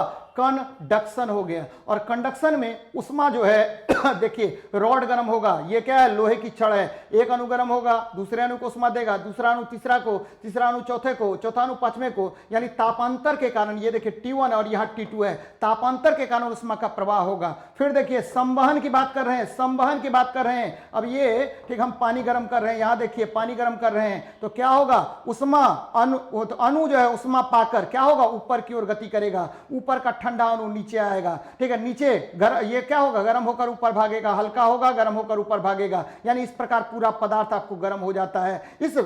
इसको हम संवहन कहते हैं, यानी उष्मा का ऐसा संचरण जिसमें ठीक है पदार्थ का अनुगमन करते हैं एक स्थान से दूसरे स्थान तक। इस विधि को संवहन या कन्वेक्शन कहा जाता है। यदि ठीक है बिना माध्यम के उष्मा का प्रवाह हो तो उसको हम विकिरण कहते हैं। बिना माध्यम के सबसे अधिक प्रवाह होगा तो गति इसकी तीव्र होगी। सबसे तीव्र गति से उष्मा किस माध्यम में किस विधि में गमन करेगा? तो विकिरण में, उसके बाद संवहन में, उसके बाद किसमें? चालन में। याद रखिएगा संवहन विधि द्वारा वायुमंडल वायुमंडल गर्म होता है, संवहन विधि द्वारा गैस गर्म होगा, संवहन विधि द्वारा पानी गर्म होगा। लेकिन लोहे के छड़ का गर्म होना, पारा का गर्म होना किस विधि द्वारा?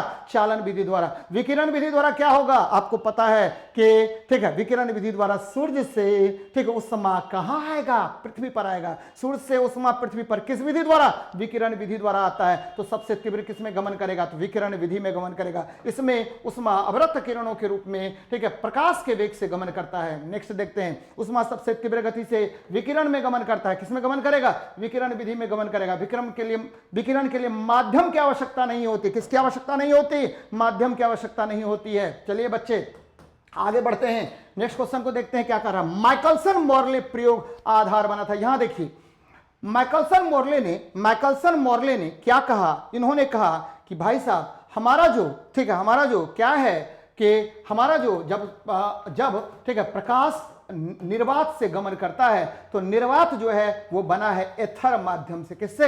एथर माध्यम से बना है। याद रखिएगा ये माइकलसन का प्रयोग है। लेकिन भविष्य में जब आगे चल करके मैक्सवेल ने और बहुत सारे वैज्ञानिकों ने प्रूव किया तो उन्होंने बताया कि देखिए निर्वात जो है किसी पदार्थ से बना हुआ नहीं है और ये क्या होगा? इथर परिकल्पना जो थी वह क्या होगा? ब्रेक डाउन होगा। तो माइकलसन मोर्ले प्रयोग आधार बना था किसका? इथर परिकल्पना के पतन का। याद रखना है कि विद्युत चुंबकत्व का सिद्धांत, इलेक्ट्रोमैग्नेटिज्म का सिद्धांत फैराडे ने दिया था। किसने दिया था? फैराडे ने दिया था। इंटरफेरेंस के बारे में यानी व्यतिकरण के बारे में यंग ने बताया था। अपेक्षता का सिद्धांत किसने दिया था? तो आइंस्टीन ने दिया था। किसने दिया था? आइंस्टीन ने दिया था। तो ध्यान से सुनिए मेरी बात को, जब भी हम प्रकाश की बात करेंगे तो प्रकाश जो है, ध्यान दीजिएगा मेरी बात को, बार बार इस पर क्वेश्चन पूछता है, आप कभी भी नहीं भूलिएगा। प्रकाश जो है विद्युत चुंबकीय तरंग है। यह किसने बताया? प्रकाश विद्युत चुंबकीय तरंग है, यह बताया मैक्सवेल ने। किसने बताया? मैक्सवेल ने बताया। प्रकाश जो है वह तरंग है, किसने बताया? प्रकाश वेव है, लाइट वेव है, ये किसने बताया? तो हाइगेंस ने बताया। किसने बताया? हाइगेंस ने बताया। प्रकाश कण की भांति व्यवहार करता है, ये किसने बताया? तो प्रकाश कण की भांति व्यवहार करता है, ये न्यूटन ने बताया। किसने बताया? न्यूटन ने बताया। प्रकाश जो है वह क्या है? तो प्रकाश जो है कण और तरंग दोनों की भांति व्यवहार करता है, ये किसने बताया? तो प्रकाश कण और तरंग की भांति व्यवहार करता है, ये बताया डी ब्रॉगली ने। किसने बताया? डी ब्रॉगली ने बताया। तो ध्यान में रखिएगा कि प्रकाश विद्युत चुंबकीय तरंग है मैक्सवेल के अनुसार, प्रकाश का तरंग सिद्धांत हाइगेंस के अनुसार। प्रकाश जो है वह ठीक है वह क्या होगा कि आपको ठीक है प्रकाश क्या होगा कि वह अवरोधों के किनारे से मुड़ जाएगा। इसको विवर्तन बोलते हैं और विवर्तन के बारे में गैरीमाल्डी ने बताया। किसने बताया? गैरीमाल्डी में। दो तीन बातें याद रखिए। प्रकाश कण की भांति व्यवहार करता है न्यूटन के अनुसार, प्रकाश तरंग की भांति व्यवहार करता है हाइगेंस के अनुसार। प्रकाश जो है याद रखिए फोटोन ऊर्जा है। प्रकाश फोटोन ऊर्जा छोटे छोटे पैकेट से बना हुआ जिसको फोटोन कहते हैं, या आइंस्टीन ने बताया, आइंस्टीन ने सिद्ध किया था इसको। और प्रकाश जो है ठीक है निर्वात से भी गमन कर सकता है। प्रकाश ठीक है आपको क्या है? प्रकाश का वेग जो है 3 × 10⁸ मीटर पर सेकेंड होता है। तो ये बातें याद रखनी है। और प्रकाश के व्यतिकरण के बारे में यंग ने बताया था। तो ये सब बातें आपके लिए बहुत बहुत इंपॉर्टेंट है, बार बार इसको ध्यान से देखते रहिए। चलिए आगे बढ़ते हैं, नेक्स्ट क्वेश्चन को देखते हैं। माइकलसन मोर्ले प्रयोग का आधार बना था इथर परिकल्पना। मैंने बता दिया कि माइकलसन मोर्ले ने बताया कि आपका जो है निर्वात है वो एथर माध्यम से बना हुआ है और प्रकाश विद्युत चुंबकीय तरंग है, ये मैक्सवेल ने बताया। किसने बताया? मैक्सवेल ने बताया। ध्यान दीजिएगा मैक्सवेल ने बताया था। चलिए आगे बढ़ते हैं, नेक्स्ट क्वेश्चन को देखते हैं क्या कह रहा है आपका। विद्युत क्षेत्र विक्षेपित करता है। देखिए विद्युत क्षेत्र किसको विक्षेपित करेगा? ध्यान दीजिएगा, विद्युत क्षेत्र विक्षेपित करता है। क्षेत्र कल भी मैंने बताया था इसको। विद्युत क्षेत्र विक्षेपित करेगा किसको? आवेशित तरंग को। किसको? आवेशित यानी चार्ज्ड वेव को, आवेशित तरंग को विक्षेपित करेगा। और यहां देखिए आवेशित तरंग कौन है? तो अल्फा। आवेशित तरंग कौन है? बीटा। आवेशित तरंग कौन है? Cathode rays. आवेशित तरंग कौन है? Anode rays. ये सब क्या हुआ? इसको विक्षेपित करेगा कौन भाई? तो ये विक्षेपित करेगा कौन? तो विद्युत क्षेत्र। इसमें देख लीजिए अल्फा कण। अल्फा कण हीलियम आयन से बना होता है। अल्फा कण किससे बना होता है? हीलियम आयन से बना होता है। जबकि गामा किरण जो है यह विद्युत चुंबकीय तरंग होता है, इलेक्ट्रोमैग्नेटिक वेव होता है। याद रखिएगा विद्युत चुंबकीय तरंग होगा, विद्युत चुंबकीय तरंग होगा। और ध्यान में रखिएगा जरा मेरी बात को, विद्युत चुंबकीय तरंग गामा एक्स यू भी आई एम आर, याद रखना है इसको। गामा एक्स यू भी आई एम आर, गामा से गामा किरण, एक्स से एक्स किरण, यू से परावैग्निक किरण, भी से दृश्य प्रकाश, आई से अवरक्त किरण, एम से माइक्रोवेव यानी सूक्ष्म तरंग, आर से रेडियो वेव होता है। और सबका वेग प्रकाश के वेग के बराबर होगा। सबका वेग किसके बराबर? प्रकाश का वेग के बराबर। किसी पर आवेश नहीं होगा, किसी पर आवेश नहीं होगा, याद रखिएगा, इस पर किसी पर भी आवेश नहीं होगा। यह आवेशहीन तरंग होगा। किसका होगा? आवेशहीन होगा। यानी सभी विद्युत चुंबकीय तरंग आवेशहीन होते हैं। और न्यूट्रॉन भी आपको पता है नाभिक में स्थित होता है और यह भी आवेश रहित होता है। न्यूट्रॉन क्या होगा? इसका भी कोई आवेश नहीं होता है। इसका द्रव्यमान 1.67 इंटू 10⁻24 ग्राम होता है। और यह क्या है? अनावेशित कण है। और एक्स किरण की खोज किसने की? रोंटेजन ने किया था। ध्यान में रखिएगा, गामा किरण पॉल विलार्ड ने बताया था, और पॉल विलार्ड ने इसके बारे में बताया था, और इसके बारे में हेनरी बेक्वेरेल ने भी बताया था। ध्यान में रखिएगा, लेकिन पॉल विलार्ड रहेगा तो पॉल विलार्ड मारिएगा। गामा किरण विद्युत चुंबकीय तरंग है, इसकी खोज किसने की? तो पॉल विलार्ड ने। लेकिन जब नहीं रहेगा तब आप मारिएगा हेनरी बेक्वेरेल। क्या मारिएगा? हेनरी बेक्वेरेल। जबकि एक्स किरण की खोज किसने की? तो रोंटेजन ने। किसने किया था? रोंटजन नामक वैज्ञानिक ने किया था। तो विद्युत क्षेत्र किसको ये करता है? तो अल्फा कणों को। अल्फा कण किसका बना होता है? तो हीलियम आयन का। बहुत बहुत इंपॉर्टेंट क्वेश्चन है बच्चे। चलिए नेक्स्ट देखते हैं क्या कह रहा है। कह रहा है ये विद्युत क्षेत्र आवेशित, विद्युत क्षेत्र आवेशित, आवेशित, ठीक है, आवेशित कणों को विक्षेपित करता है। ठीक है, अल्फा बीटा इन किरणों को, एक्स किरण, न्यूट्रॉन तथा गामा किरण, यह विद्युत चुंबकीय तरंग नहीं है, यह आवेश रहित होता है। चलिए आगे बढ़ते हैं, नेक्स्ट देखते हैं। मानव शरीर में मौजूद निम्नलिखित कोशिकाओं में से किसमें माइटोकॉन्ड्रिया नहीं पाया जाता है? तो भाई साहब, आपका जो रक्त कोशिका होता है आरबीसी, इसमें क्या नहीं पाया जाता? आरबीसी नहीं पाया जाता। ध्यान में रखिएगा, आरबीसी नहीं पाया जाएगा। यकृत कोशिकाएं, लिवर जो है, सबसे अधिक रीजनरेशन पावर इसमें होता है। जबकि व्हाइट ब्लड कर्पुसल्स, ध्यान दीजिएगा, यह प्रतिरक्षा तंत्र मजबूत करता है। क्या करेगा? प्रतिरक्षा तंत्र को मजबूती प्रदान करता है। मांसपेशी कोशिकाओं में भी माइटोकॉन्ड्रिया पाया जाता है। ये देखिए, ये आपका रेड ब्लड कर्पुसल्स है। मैंने पहले ही बताया है इसमें कि रक्त कणिकाएं जब भी बात करेंगे तो रक्त कणिकाएं मुख्य रूप से 3 प्रकार के, आरबीसी, फिर क्या डब्ल्यूबीसी, फिर क्या प्लेटलेट्स, ये 3 होगा, प्लेटलेट्स 3 होगा। आरबीसी जो है वो क्या करता है? प्लेटलेट्स होता है। आरबीसी ये केंद्रक विहीन होता है और इसमें माइटोकॉन्ड्रिया भी नहीं पाया जाता है। प्लेटलेट्स याद रखिएगा रक्त थक्का को जमाता है। और व्हाइट ब्लड सेल से देखिए, मोनोसाइट्स, लिम्फोसाइट, एओसिनोफिल, बेसोफिल और न्यूट्रोफिल, इतने प्रकार के होंगे क्या? डब्ल्यूबीसी। और यह क्या करता है? प्रतिरक्षा तंत्र को मजबूत करता है। क्या करेगा? प्रतिरक्षा तंत्र को मजबूत करने का कार्य करता है। बार बार आपसे क्वेश्चन पूछा जाएगा और बहुत सारा चीज आज हम लोगों ने समझा भी है। एंटीजन, एंटीबॉडी, याद रखना है इसको। तो बच्चे आगे बढ़ता हूं मैं, नेक्स्ट क्वेश्चन देखते हैं क्या कह रहा है। नेक्स्ट देखिए क्या कह रहा है क्वेश्चन। तो लाल रक्त कोशिकाओं में नाभिक या माइटोकॉन्ड्रिया नहीं होता है। माइटोकॉन्ड्रिया को ऊर्जा गृह कहा जाता है, तो एकदम याद रखना है। चलिए आगे बढ़ते हैं, नेक्स्ट क्वेश्चन को देखते हैं। इसरो का प्रमुख प्रक्षेपण केंद्र कौन है? तो याद रखिएगा शहर है। क्या है? शहर। ठीक है, श्री हरिकोटा, ठीक है, आपको रिसर्च सेंटर है। श्री हरिकोटा रिसर्च सेंटर है। और ये ध्यान में रखिएगा कि जब भी इसरो किसी भी, ठीक है, किसी भी आपको परिक्षेपण करेगा तो ये कहां पर स्थित है? शहर स्थित है सतीश धवन अंतरिक्ष केंद्र। ये कहां पर स्थित है? तो आंध्र प्रदेश में स्थित है। आंध्र प्रदेश में श्री हरिकोटा में स्थित है। और ये कहां पर है? पुलिकट झील में है। याद रखिएगा, श्री हरिकोटा में है। और मैं क्या बता रहा था कि जब भी किसी उपग्रह को प्रक्षेपित किया जाता है तो उपग्रह का नियंत्रण जो है, उपग्रह का नियंत्रण किसके द्वारा किया जाएगा? तो मास्टर कंट्रोल फैसिलिटी के द्वारा किया जाता है। यानी ठीक है, प्रमुख मास्टर कंट्रोल फैसिलिटी के द्वारा, यानी प्रमुख आपको क्या है? मास्टर कंट्रोल फैसिलिटी, नियंत्रण केंद्र के द्वारा किया जाता है। और ये प्रमुख नियंत्रण केंद्र, यानी कोई भी उपग्रह को प्रक्षेपित किए और जब यह उपग्रह किसी कक्षा में स्थित हुआ तो उसको स्थित करने का कार्य, यानी उसको नियंत्रित करने का कार्य, नियमित करने का कार्य कौन करता है? तो मास्टर कंट्रोल फैसिलिटी करता है। और ये मास्टर कंट्रोल फैसिलिटी कहां पर है? तो ध्यान में रखिएगा, तो ये है आपको, क्या है? ये है आपको भोपाल में। कहां पर है? भोपाल में। और ध्यान में रखिएगा हुगली, ठीक है, हुगली में भी है। कहां पर है? हुगली में भी है। तो ये आपको याद रखना है कि शहर कहां पर है? तो इसरो जो है आपका क्या है? तो इसरो जो है वो क्या करता है? तो श्री हरिकोटा से अपना जितना भी अंतरिक्ष यान है उसको प्रक्षेपित करता है। मैंने पहले भी बता दिया है कि अंतरिक्ष यान दो प्रकार के होंगे, एक क्या होगा तो भू स्थितिक उपग्रह, दूसरा क्या होता है ध्रुवीय उपग्रह होता है। चलिए आगे बढ़ते हैं, नेक्स्ट क्वेश्चन को देखते हैं क्या कह रहा है आपका। इसमें थोड़ा सा देख लीजिए, इसरो, ठीक है, इसरो का प्रमुख प्रक्षेपण केंद्र क्या है, सतीश धवन अंतरिक्ष केंद्र है, या आंध्र प्रदेश के या आंध्र प्रदेश के श्रीहरिकोटा में स्थित है। मैंने बताया था इसकी स्थापना 1971 में हुई थी। कब हुई थी? स्थापना हुई 1971 में। ध्यान में रखिएगा कब हुआ तो 1971 में इसका स्थापना किया गया था। तो एकदम याद रखना है इसको। चलिए आगे बढ़ते हैं, नेक्स्ट क्वेश्चन को देखते हैं क्या कह रहा है आपका। चलिए इसको ये कर देते हैं, रिमूव कर देते हैं। ये देखिए कह रहा है निम्न में से किस तत्व का संकेत सही नहीं है। यहां देखिए संकेत की पद्धति का विकास वर्जिलियस ने किया था। किसने किया?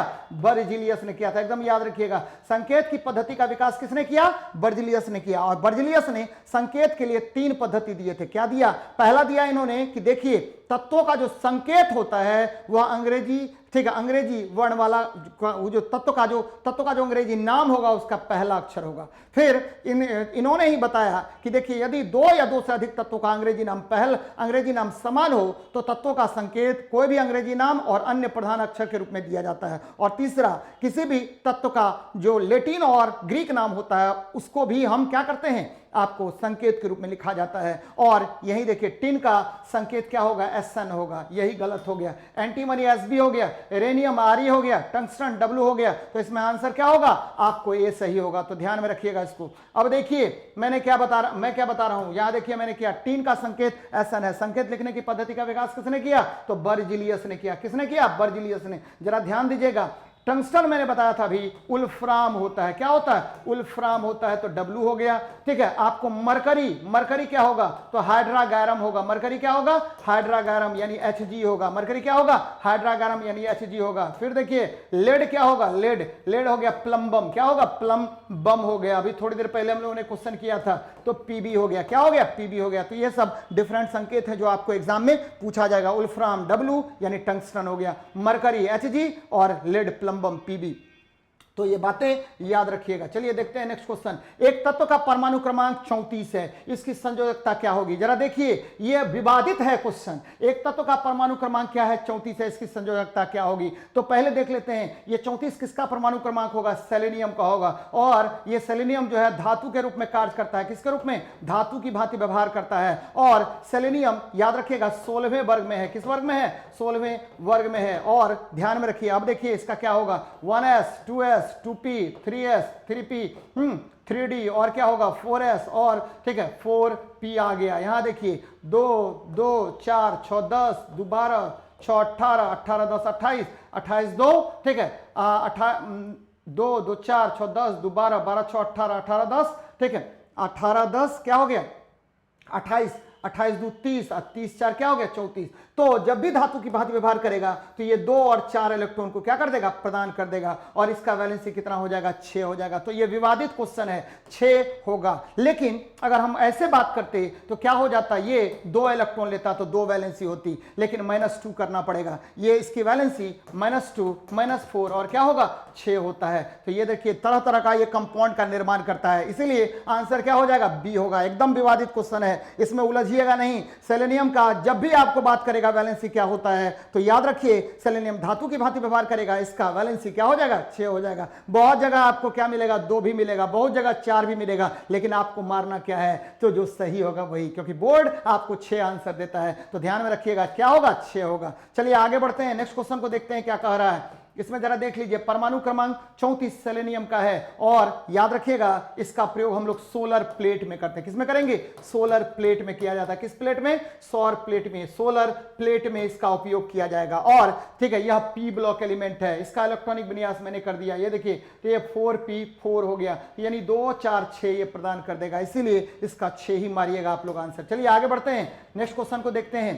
कोई एक ऐसा सॉफ्टवेयर जो कंप्यूटर की सभी प्रक्रियाओं को प्रतिबंधित देखो और प्रोग्राम के एप्लीकेशन को चलाने के लिए आवश्यक होता है, उसे हम ऑपरेटिंग सिस्टम कहते हैं। क्या कहेंगे? ऑपरेटिंग सिस्टम कहेंगे। ये देखिए ऑपरेटिंग सिस्टम आपको आपके सिस्टम पर होता है और वह क्या करेगा, जितना भी आपका एप्लीकेशन होगा उसको काम करने में सहायता करेगा। आपका ये ऑपरेटिंग सिस्टम याद रखना है, जैसे विंडोज 7, विंडोज 10, विंडोज एक्सपी, ये सब क्या है? आपका ऑपरेटिंग सिस्टम है। तो याद रखिएगा ऑपरेटिंग सिस्टम चलाने की अनुमति देता है। मॉडेम, डिमॉड्यूलेटर और मॉड्यूलेटर होता है आपके, ठीक है, कंप्यूटर सिस्टम को इंटरनेट से जोड़ने के लिए जिसकी आवश्यकता होती है उसे मॉडेम कहते हैं। और स्पैम क्या होता है? तो अनवांटेड जो मेल होगा उसको स्पैम कहा जाता है। क्या कहते हैं? स्पैम कहते हैं। तो याद रखिएगा ऑपरेटिंग सिस्टम हो जाएगा। चलिए आगे बढ़ते हैं, नेक्स्ट क्वेश्चन को देखते हैं क्या कह रहा है। ऑपरेटिंग सिस्टम सॉफ्टवेयर एक ऐसा सॉफ्टवेयर है जो कंप्यूटर की सभी प्रक्रियाओं को प्रबंधित करता है और प्रोग्राम और एप्लीकेशन को चलाने की अनुमति देता है। तो ये ध्यान में रखिएगा। चलिए लास्ट क्वेश्चन है, क्रांतिक तापमान पर ध्यान दीजिएगा जरा।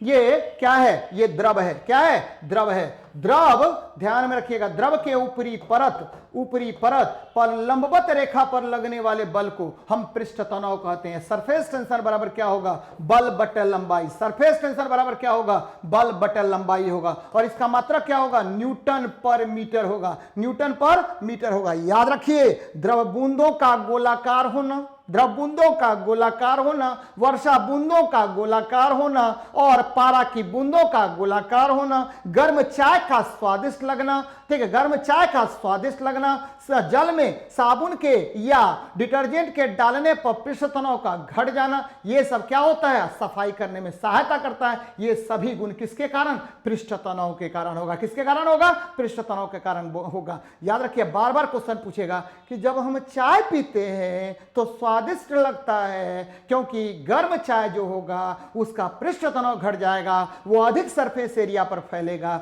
जिसके कारण वह स्वादिष्ट लगेगा। क्वेश्चन पूछेगा वर्षा बूंदों का गोलाकार होना, पारा बूंदों का गोलाकार होना किसके कारण? तो पृष्ठ तनाव के कारण। तो भाई साहब, ठीक है, क्रांतिक तापमान पर द्रव के पृष्ठ तनाव का मान क्या हो जाता है? तो 0 हो जाएगा। और मैंने बता दिया कि यह द्रव के ऊपरी तल का गुण होता है और यह तापमान के बढ़ने पर, यह देखिए बार बार क्वेश्चन पूछेगा, तापमान के बढ़ने पर पृष्ठ तनाव का मान क्या होगा? तो भाई साहब घट जाएगा।